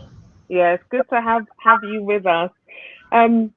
Again, I'm really impressed with all the women speakers and Andy that we've had today. You've all led such interesting lives and have got so much to share that is going to impact a lot of people. You're a junior doctor, you recently qualified. I said in your introduction, you set up the Armitage Foundation that does a lot to help get people into the medical backgrounds that look like us, because there wasn't a lot when that was your experience. You've been awarded by the Queen. But before you qualified as a doctor, who would you say were your role models? Because sometimes I think there aren't enough role models out there for our children or for people to aspire to generally. Did you have any role models in the profession that you went into? And what was it that made you decide that you wanted to be a doctor? Okay, I'll answer the second question first. So okay. I decided that I wanted, just so that it flows better. I decided that I wanted to be a doctor when I was 15 years old. Specifically, I decided that I wanted to become a trauma surgeon, which is a type of surgeon that deals with traumatic injuries such as stab wounds or car crash wounds, for example. And the reason I decided that I wanted to be a surgeon like that is I was coming home one day with my sister, and I remember hearing this really loud sound from above. So when I looked up, I saw that it was a helicopter that actually was making its descent towards this huge grass field in the middle of a huge estate close to where I was living at the time. So I was so excited. I love helicopters. I still love them today. And I asked my sister if we could go over to watch it land.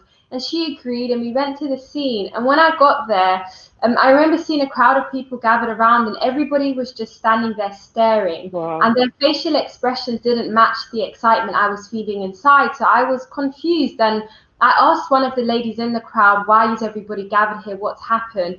And then she told me that a young man had been stabbed. And growing up in Peckham, sadly, it wasn't uncommon to hear about young men losing their lives because they were shot or they were stabbed.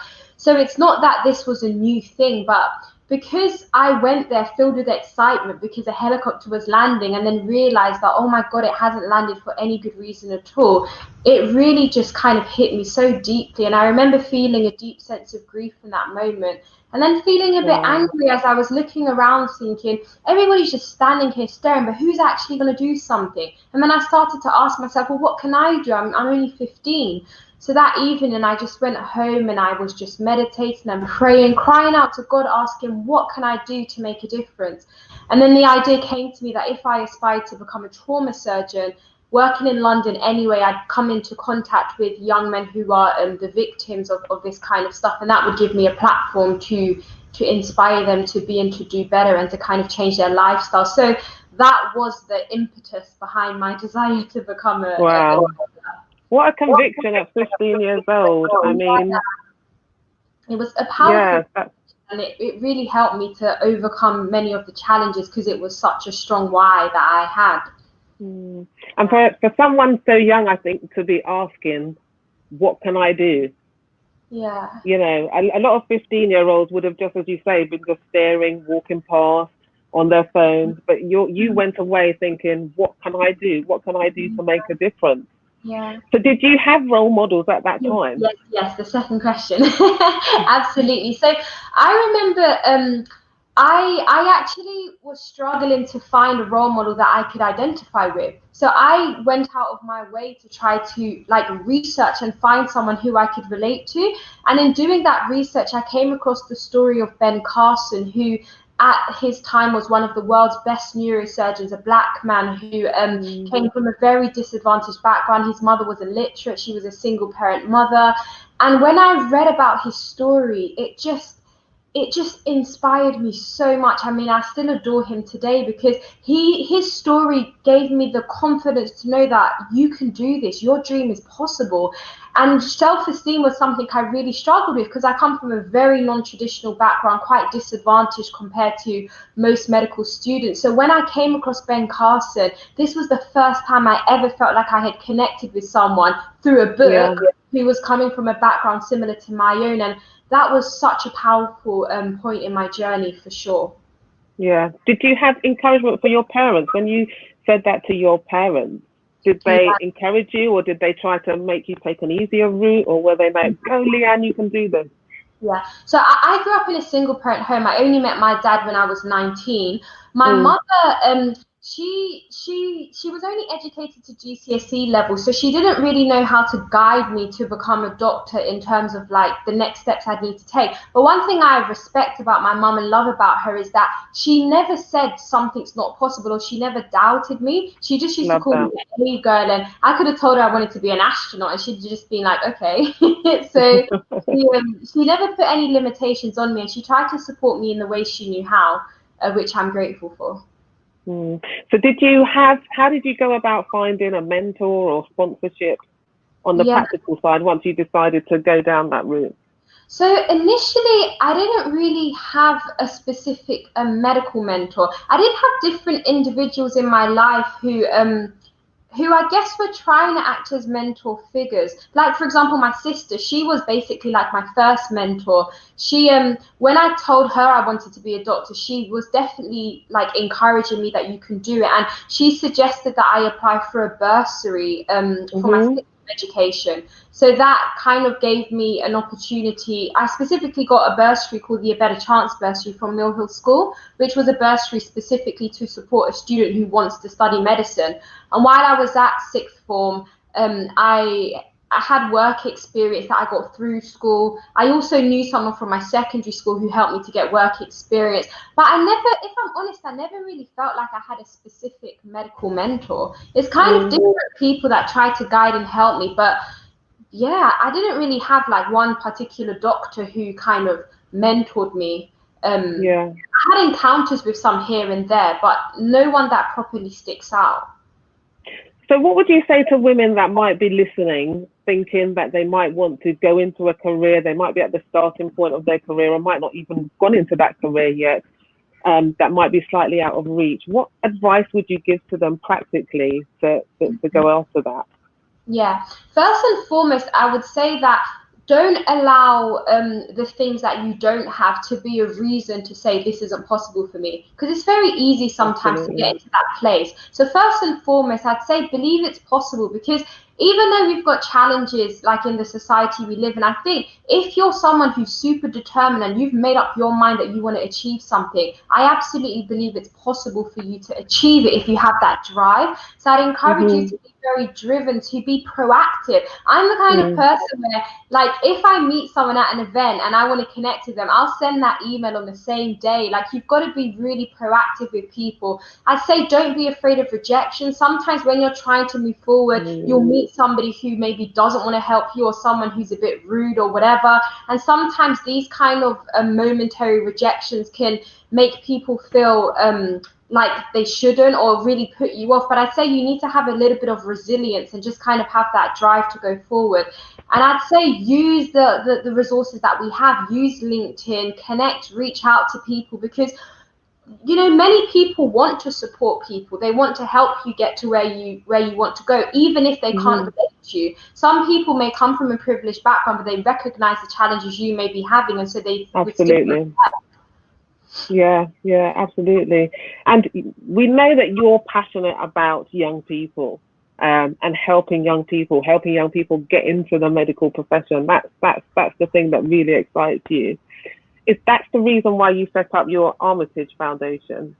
Yeah, so if I'm honest, like, first of all, my plan was just to set up a pilot program, and I did that after my second year of medical school. I came across an article by the British Medical Association called The Right Mix, which was just highlighting the lack of diversity across UK medical schools. You know, less than 5% of the cohorts are coming from the most disadvantaged backgrounds, and across the UK, half of the schools do not produce a single medical applicant. So when I was like realizing that this was the reality, I was just thinking, this is shocking. And coming from the background that I come from, knowing the challenges that I had, I felt like I had special insight into some of these obstacles and barriers that students were facing. So that made me, you know, I'm just going to take matters into my own hands and do something myself. So I set up a pilot program, which eventually evolved into a charity.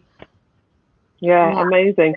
So what would you say is the biggest challenge you've had to overcome as a woman of color in your career so far? I think it'd probably be linked to self-esteem and not feeling like I properly identify, or feeling insecure, or I'd say it's linked to self-esteem. And the reason I say that is because no matter how much confidence other people have in you, ultimately you have to have a level of confidence within yourself, because you're the person that needs to show up. You need to go and arrange opportunities. You have to write the exams. You've got to go to the interview. You have to do it.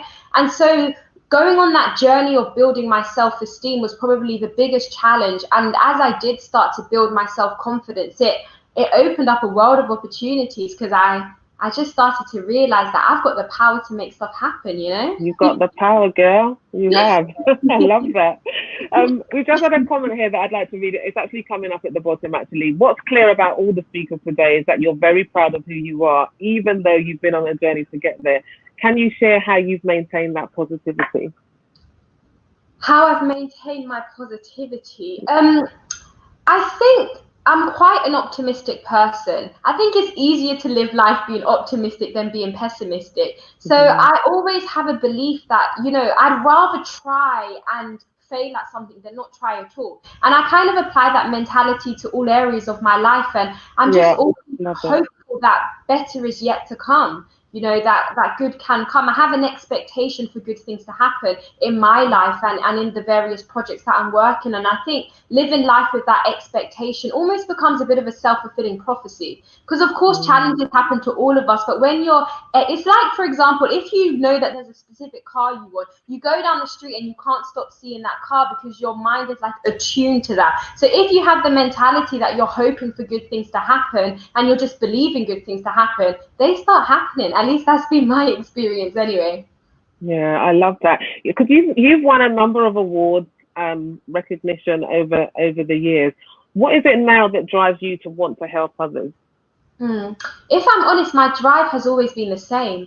I guess there's like a social activist that's just naturally within me, in the sense that I don't like just complaining about problems. I'm very solutions orientated. So even, for example, with me co-founding the charity, it was because, oh my God, there's an issue, I want to do something. Or even going back to when I was 15 and the young man got stabbed, what can I do? I'm always kind of thinking in that sense. I'm so sorry, I forgot what the question was. What is it that drives you to help others? What is it that drives me? Exactly, yeah. You're doing good. You're talking sense. It's fine. I think it's because I want to have an impact in the world. I want to know when I die that I actually did something to impact the world that I live in. I want to make a difference. I think everybody has a purpose. We've all got special skills and characteristics, and you know, special tools that we were born with. And I think it's our responsibility to really kind of capitalize on that and to make a difference. I think life is a lot more enjoyable when you're thinking about how you can serve others rather than just thinking about what you can get from life. Absolutely agree with that. So what would you say to women in terms of motivating them or encouraging them to use their voice, use their platform in the way that you have? Yeah, I'd say I love the Nike slogan, just do it, because I think sometimes as women we can really overthink stuff and then talk ourselves out of things. And I do that. Exactly, I used to do that a lot. And two things that have helped me overcome that is, number one, when you get that initial excitement about something and you're like, yeah, I want to do this, do something linked to that action, like act on that initial impulse, because the truth is, like, that excitement will start to wane, and when it does wane, your enthusiasm and motivation to do something starts to kind of go down. So if you can act when you get those initial bursts of excitement about an idea or a venture or anything that you have, do something in relation to that. And another thing I do is I always say, if you were to die tomorrow, God forbid, would you want to do this? And if the answer is yes, I do it. Yeah, I agree. We've had another question come up that says, do you think the NHS is doing enough to encourage pupils from less advantaged areas to pursue a career in medicine? No, I don't think enough is being done. Most of the work is being done by universities.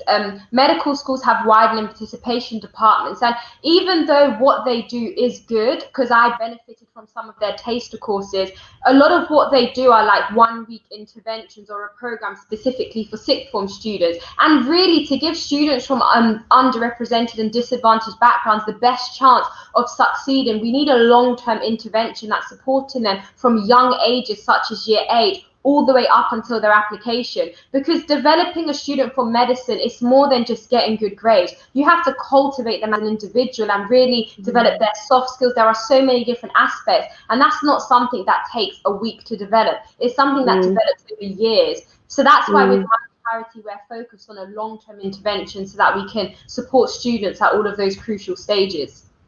So as a woman of colour then, what was your experience like when you entered medical school or even your career?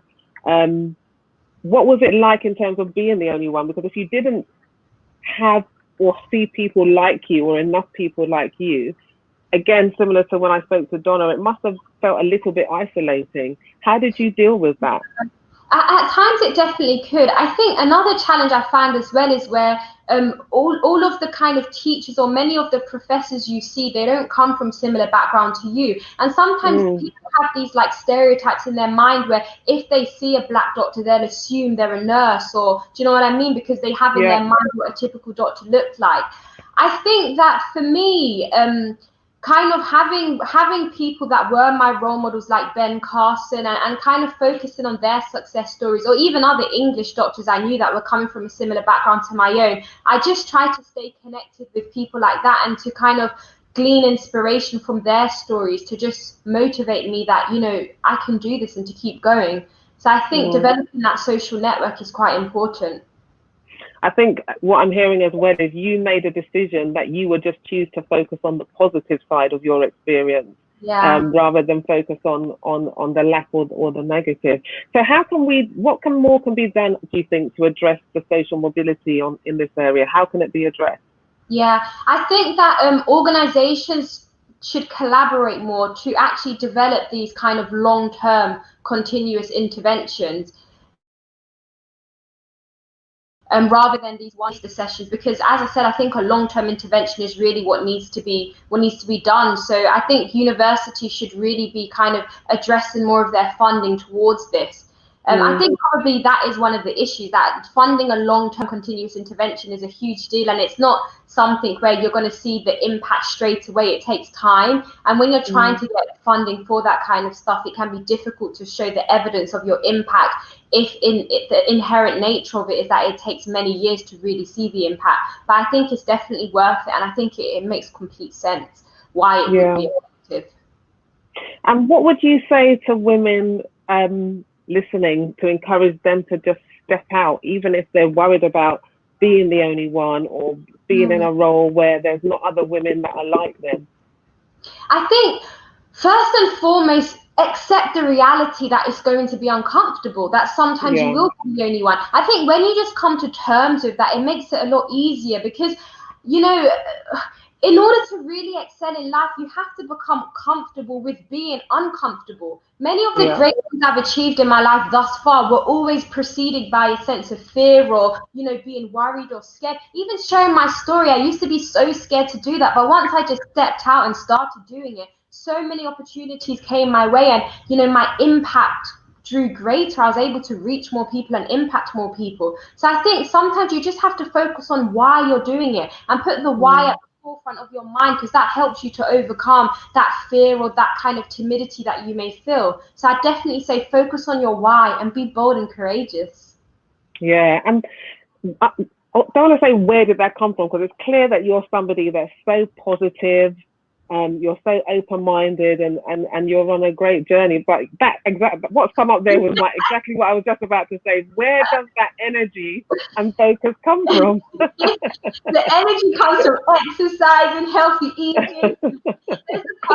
I mean, I've always had a lot of energy. I don't really know where it comes from, to be honest. I'm those kind of people. When I was at university, I'd be like, "Hi guys," at 9 a.m. and I hadn't had coffee, and they're like, "What is wrong with you?" Hold on a minute before you finish. Sorry to interrupt you. Have you literally just come off a shift? Yeah. How long was your shift? It wasn't too long. I started at 8. Okay. All right.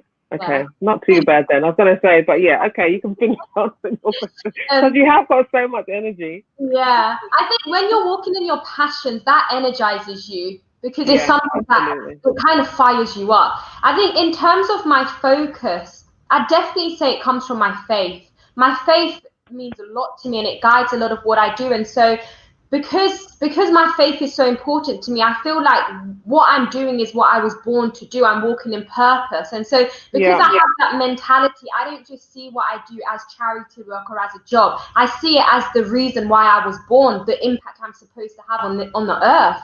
And so kind of having that mentality helps to kind of drive me in the direction that I'm going, because I'm always trying to walk in alignment with my calling. I'm always trying to walk in purpose.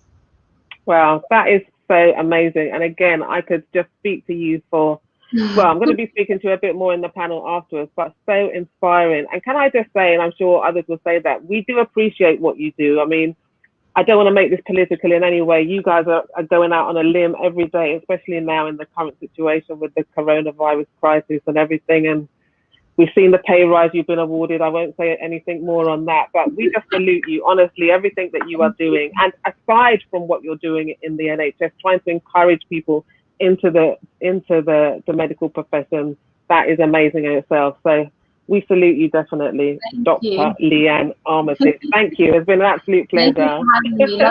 You're welcome. You're welcome.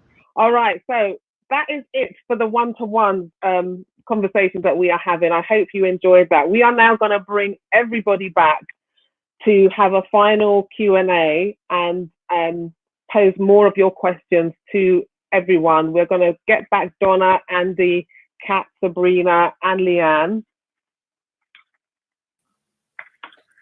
and give them some more time. How did you all find that? Amazing. Really good. Really good. I'm really encouraged by what I'm hearing today, because I think, like I said earlier, about for us to change the narrative, we have to take ownership. For us to make action and bring about change, we have to do it. There's not enough time, or there isn't any time to be sitting and waiting and begging. And, you know, we've actually got to be the ones to just grab this thing and make it happen. So I've got some questions. And I'm sure more will come in the chat as we go, and hopefully we'll get time to go through all of them. We talk about, you know, the gender pay gap, and, you know, that's been regulated, and there's been calls for similar regulations to help address the ethnicity pay gap now. You know, looking at the average earnings between white British workers and their ethnic minority peers. Should this be mandated? What are your views on that, Andy? Thanks for asking me that. I'm going to you first. Yeah, I think so. Why not? I think, to be honest, if it's not mandated, some of this stuff doesn't move.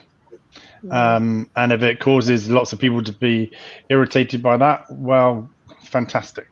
So I think, you I think it's very important. We're always quite pleased with ourselves that we published our ethnicity and gender pay gaps. And usually, just publishing that data, starts a conversation. And I think I mentioned earlier that conversation is not enough. Action needs to happen. But at least it shines a light. And then in some ways, people are sort of shamed into making better decisions and making sure that the next time they publish, it's not the same data again, because that's kind of humiliating. So I think it's important that pay gaps are published and understood, and conversation happens and action happens. And I think if more of that can be legislated for, then it kind of shows that the government does mean what it says rather than just says stuff. Yeah. Why is it such hard work, if you like, for this type of thing to happen in organizations? There's always an excuse, even with the gender pay gap information. Why does it often take so long? Is that for me? Oh my God, give me some easy ones. I think, why does it take so long? I think it's deeply inconvenient, to deal with real issues, and it's much easier just to have sort of lovely platitudes and not really address real challenges. And this stuff is messy. It forces people to have real conversations, and that's people find that difficult. But you don't make any progress if you don't do difficult conversations. So yeah, I think it's just it's not nice and tidy and easy. What are your views on that, Donna? Yeah, so when I remember when I first announced I wanted to go into business, friends who are now ex-friends laughed because they said, we've never met a black person in business, and you're not going to succeed because you're black and you're a woman. And then I got my first proper job, so stop messing around, time to get a proper job. And it just transpired that I had a conversation with someone who said they thought I was so lucky to be a black person that had been accepted in business that it wasn't important I was paid the same as my fellow counterpart. So, this is what I think, that we all deserve to be treated equally. Yeah. Equity is the right of everyone, and there is no excuse for not following those basic human rights, because that's what we're talking about. We're talking about treating everybody equally. Yeah. To Andy's point, we have to be able to have transparency of data, because when you have transparency, it's clear that something's going on. I'm not calling people racist. I'm not calling them sexist. I'm not calling them anti-anything. But we all know, because we've done, none of us are stupid people. We know that unconscious bias comes through in droves in the way people are treated, how they're perceived, and people making decisions that you don't need to earn as much as somebody else because of who you are, rather than recognizing that you're doing a job that's just as good as anybody else. And if it's going to take the printing of data to highlight that, that's fine, as long as, to Andy's point, something is then done about it. If you look at all the studies that have come out around equity, equality, and here we are, and we're still talking about it, it shows to me that, if there's purpose without any action, it's not really purpose.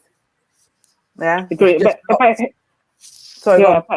here's the thing, and this I think speaks to a lot of the D&I strategies that organisations do. They revisit every year or every so often, and in the end, they just become a nice section of words or platitudes. But can you really have a D&I strategy that ignores the importance of intersectionality? It's really interesting. That's why that to me. One of the things I do now is I work with C-suite leadership teams. I actually say, if you have a strategy which ignores intersectionality, it's suboptimal, because all you're doing is you're gaslighting or presenting a view that gaslights part of who people are. And I think it's wrong of us to say we can look. Look at us, you can see we're really diverse. The world we live in is so diverse that it's not possible to look at someone and actually say who they are, where they come from, what their ethnicity makeup is like. So, I think we have to be curious about the world, and that means we have to treat people as individuals, and we have to take the time to get them to know them. And therefore, if you're doing a D&I policy, you have to take into account the mixture of the people that that are, you know, part of the family, because I do think organisations really are a family, that you're taking care of. And if you see a D&I policy that's a tick box, you have to be brave enough. Sorry, tick box exercise. You have to be brave enough to call them out on it. Otherwise, they will be convinced that they're doing, you know, what they think is right, to encourage people like all of us on this call to be our best selves. I think that's an interesting point. I think this whole thing around choose to challenge, and Andy mentioned it earlier, challenging can be difficult. I know when I worked in the D&I space in the corporate world, and diversity was such a hot topic, but the diversity issues that they chose to speak about was women. I mean, I know it's International Women's Day, but anything to do with race was, you know, that was a little bit awkward. Let's not go there, but let's just champion women and just get women up there in the ranks, get them to partner whatever level. And that's what I find is quite tricky in terms of the choose to challenge. So when do you choose the battle to challenge those issues? And I'll say that I'm aiming these two questions at Donna and Andy for the time being, because I know you guys are in the corporate world at the moment. So I said earlier, I think you have to choose your battles. And for me, one of them was recognizing when my influence was going to be at its highest. So for years, I mean, I would say what I needed to say, perhaps more on a one-to-one position. And then I got to the point when I remember thinking, I want someone to truly come and stop me right now. I would truly want them to come and challenge me, because now I've got the platform. I have the platform. I have the support. Before I talked about sponsorship, you know, I had the support of the UK&I chair. And I remember thinking, come on, I really, really want you to come and challenge me now, when I stand up and I say we're not doing enough to help people that are different.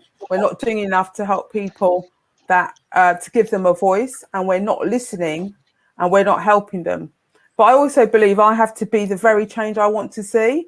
So whilst I will always, because I'm a black woman, I'm always going to champion black people, I also want to champion other people that equally are not being given an equal chance to bring everything that they have within themselves. Because otherwise, you know, how can we ever truly change society? You know, my dream, but I don't think I live long enough to see it, is that we never ever have to have these kind of conversations ever again. All right, because everybody knows that when they bring themselves, they're truly going to be embraced for who they are. And then the one thing I should say, sometimes, I think Leanne said it, sometimes you have to find the strength within. You see, I thought I was going to die at 38. We haven't got time for me to tell you the story of what happened, but I did think I was going to die. And from that moment, I thought, you know what? I'm never going to let anybody stop me from telling me that what I believe and the passion I have is wrong. And I'm never going to let anybody tell me that I should never be a black, proud woman with purpose and with a desire to help other people be the best that they can be. Yeah, wow, so much in what you said there, Donna. I want to bring in Andy's point that is coming up on the screen. I think you need to know what you're prepared to be fired for. I mean, that is quite a dramatic statement. Just explain that further. I think you know, we all, especially, well, I kind of feel it as a white guy. I feel, you know, like so much of what I've got is a privilege, and it's a privilege others don't have. I remember doing a session a couple of weeks ago, and I was just kind of so annoyed with some of the people that were organizing it that I was like, I'm not going to do it. And it was a pretty tough session, some pretty hard hitting kind of points and I basically, at the beginning of the session, I told all the people who weren't white they could go and have an hour off and take a coffee or a cup of tea, because I was only talking to the white people. I didn't really want to do it because I was kind of annoyed about my time being cut. And I was just reminded by a non-white colleague that my ability to not do that session was my privilege as well. And many people don't have that privilege. So I think, you know, the platform that I have is a platform of privilege, and I need to use it properly. I think it was to Leanne's, I mean, I kind of love so much of what everyone has said. Something that Leanne said really resonated with me is that you have your path, and you choose to tread that path, you're the only person who can tread that path. No one else can tread that path for you. And I feel like, you know, this is my journey. I need to make the most of it. This is why I'm here. I'm here to use my platform. And I think in doing that, I need to know what I'm prepared to be fired for, you know. And also I think it's interesting. I do a little bit of lecturing for the Police Strategic Command course. And one of the things that always comes up there is you need to know what you're prepared to resign over. And I think this helps you to sit in your purpose and your values. And so many people who do not experience difference in any way have none or little clue about what it is like to have to sit in your purpose and your values and to have those challenged every day at work. And it's really hard and exhausting, but I don't have any reason to moan about that because I've got so much privilege. My job is to use my platform to shine a light on things that maybe others would find more difficult. I hear exactly what you're saying. I can also hear there's probably a lot of women that are watching thinking, well, that's okay for you to sit there and say that. Yeah. As you said, you're privileged, you're in a job, you're in quite a senior role, that if you left, resigned, you get snapped up tomorrow by another firm because of your privilege. If I left my job, I would be maybe, if I left my job or spoke out, you know, it's going to be harder for me, or financially I'm not in a position where I can afford to leave my job. So that's the privilege, right? Yeah. So for those women, what do you say to those women that are in those roles? And I'll open that out to anybody there to answer that women that find themselves in those positions. I think number one is just don't eat each other. Don't eat your female colleagues. Support them, love them, even if you don't like them. Find some stupid white bloke like me and make him amplify your voice, and let him get fired. I don't know. I mean, I think we've got to try and do this together, but it's important that we all take responsibility for what we can influence. I mean, last Christmas, and again, this question is for all of you. We saw the Sainsbury's advert on TV and the backlash that response, the racist response that advert received on the TV, that shows us that in terms of representation, we have still got such a long way to go. And we need to do more to increase that visibility, I think, of diverse groups so that we can see a fairer society of what our society looks like.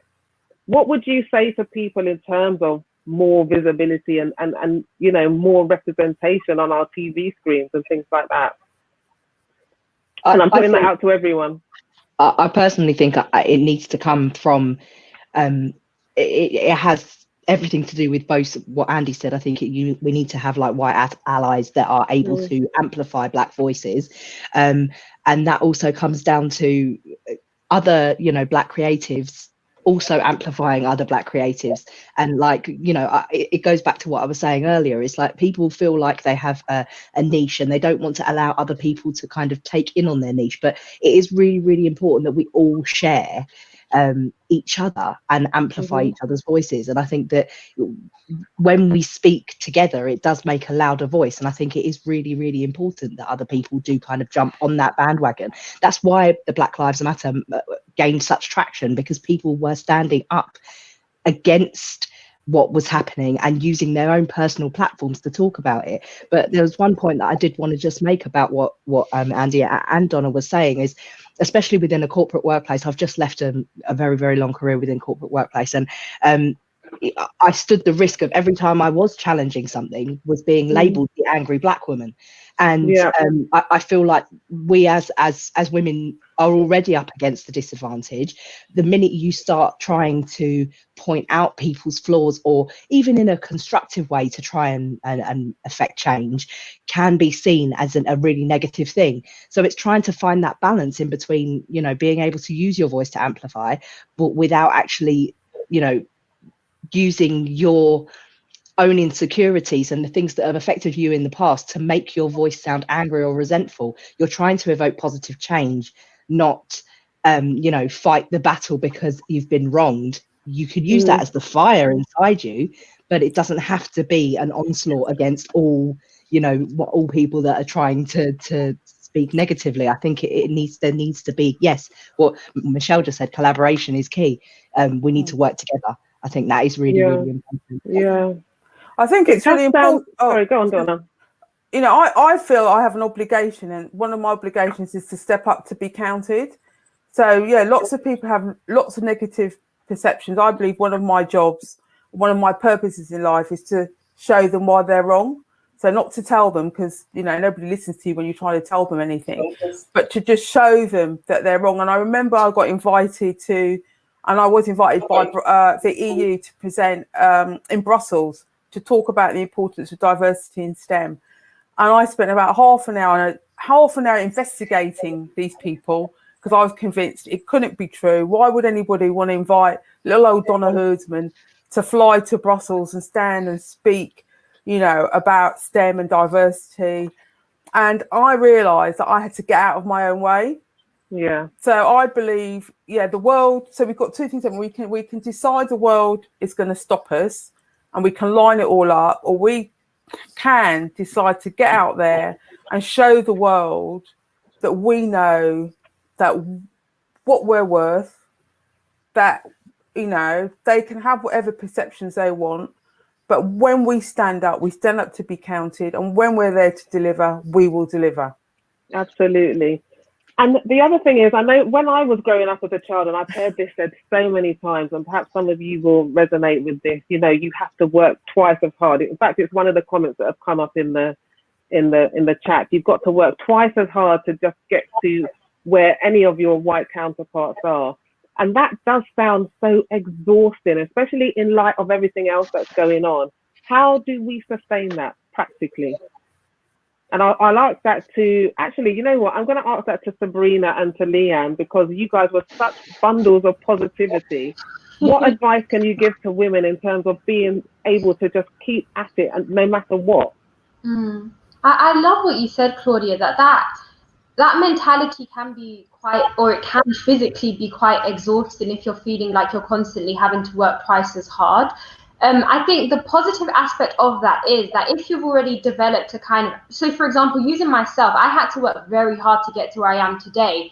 And I believe that a lot of life is linked to principles. So because I've got many principles that I've been living by for many years, it means that now it's a lot easier for me to flourish in different things because I've developed these principles and these habits.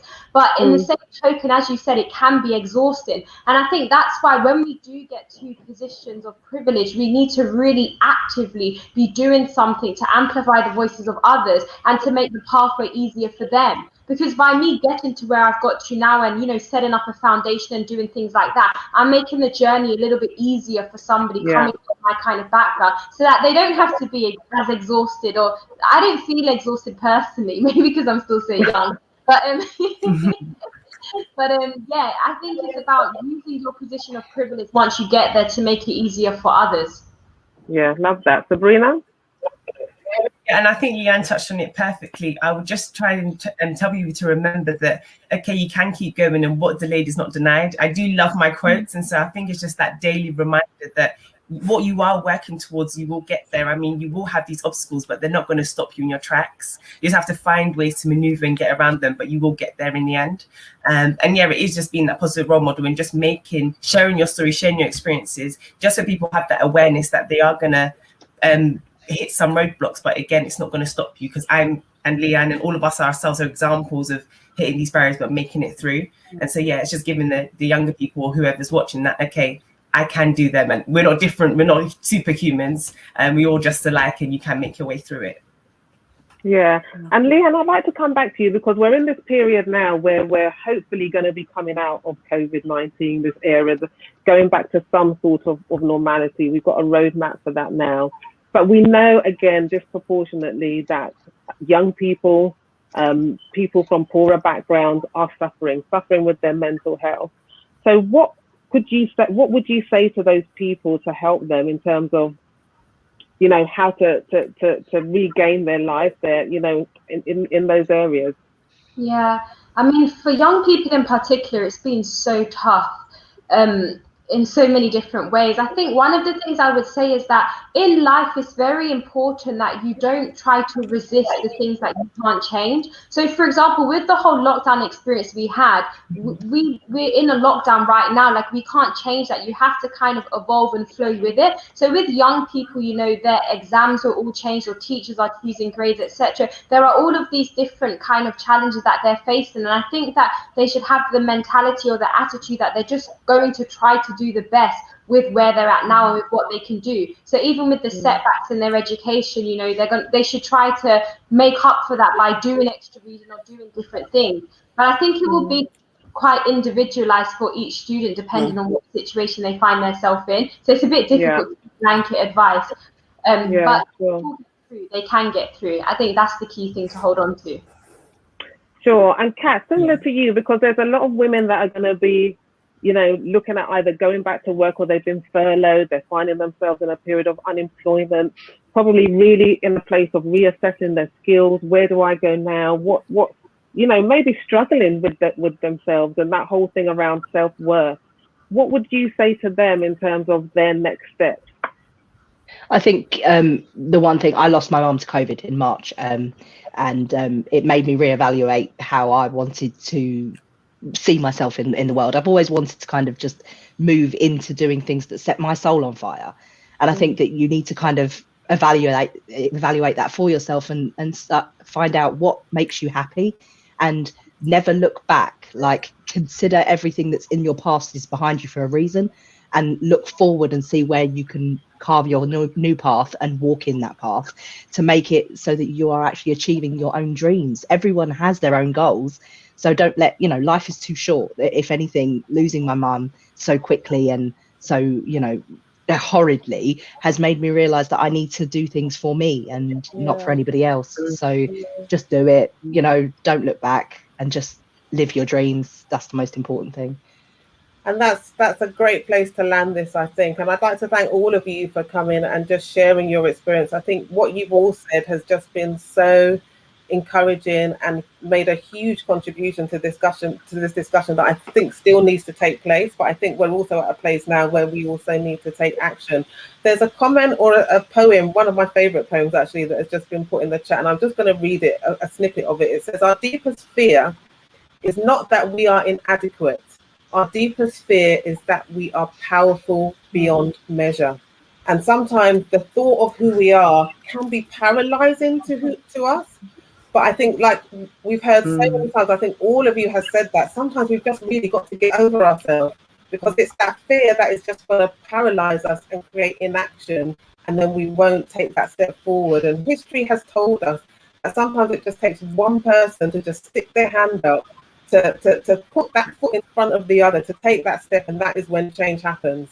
So thank you all so much. I hope everybody has really enjoyed today. I'm going to hand over to Diane, who is going to close the event for us. Thank you all. Thank you.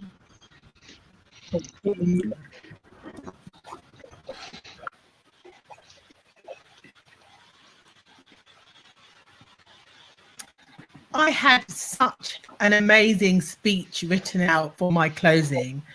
I cannot tell you, I have enjoyed listening to every one of the speakers today.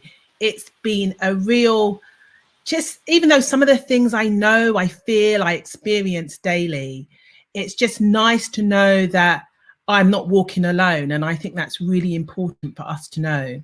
So I am so always humbled by how many amazing women are dealing with double and treble discriminations and complex intersections, but are still shining.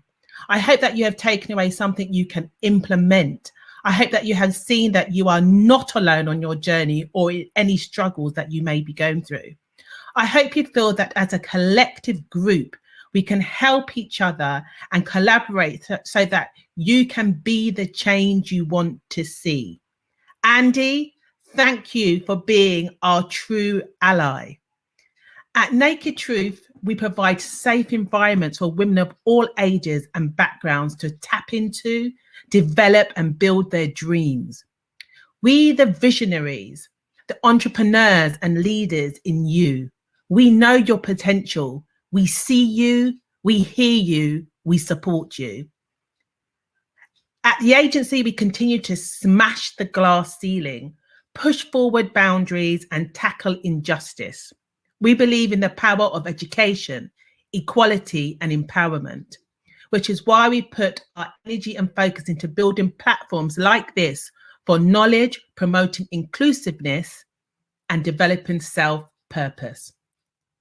Our commitment to you isn't going anywhere, and we will continue to champion, change, and interact with the community long after today. I want to thank Donna, Andy, Kat, Sabrina, Leanne, Natural Right. I also want to thank our book sponsor, Book Love, and you can find them on www.thisisbooklove.com. Claudia, we could not have asked for a better host. You were amazing. So to all of you today on International Women's Day, I salute you, I cheer you, we have you. And I want to thank you for joining us today, and we appreciate your support. And I just wish you the rest of International Women's Day a good one. So please share the replay of this amazing, I'm biased, but amazing event. And we look forward to seeing you for International Women's Day in 2022.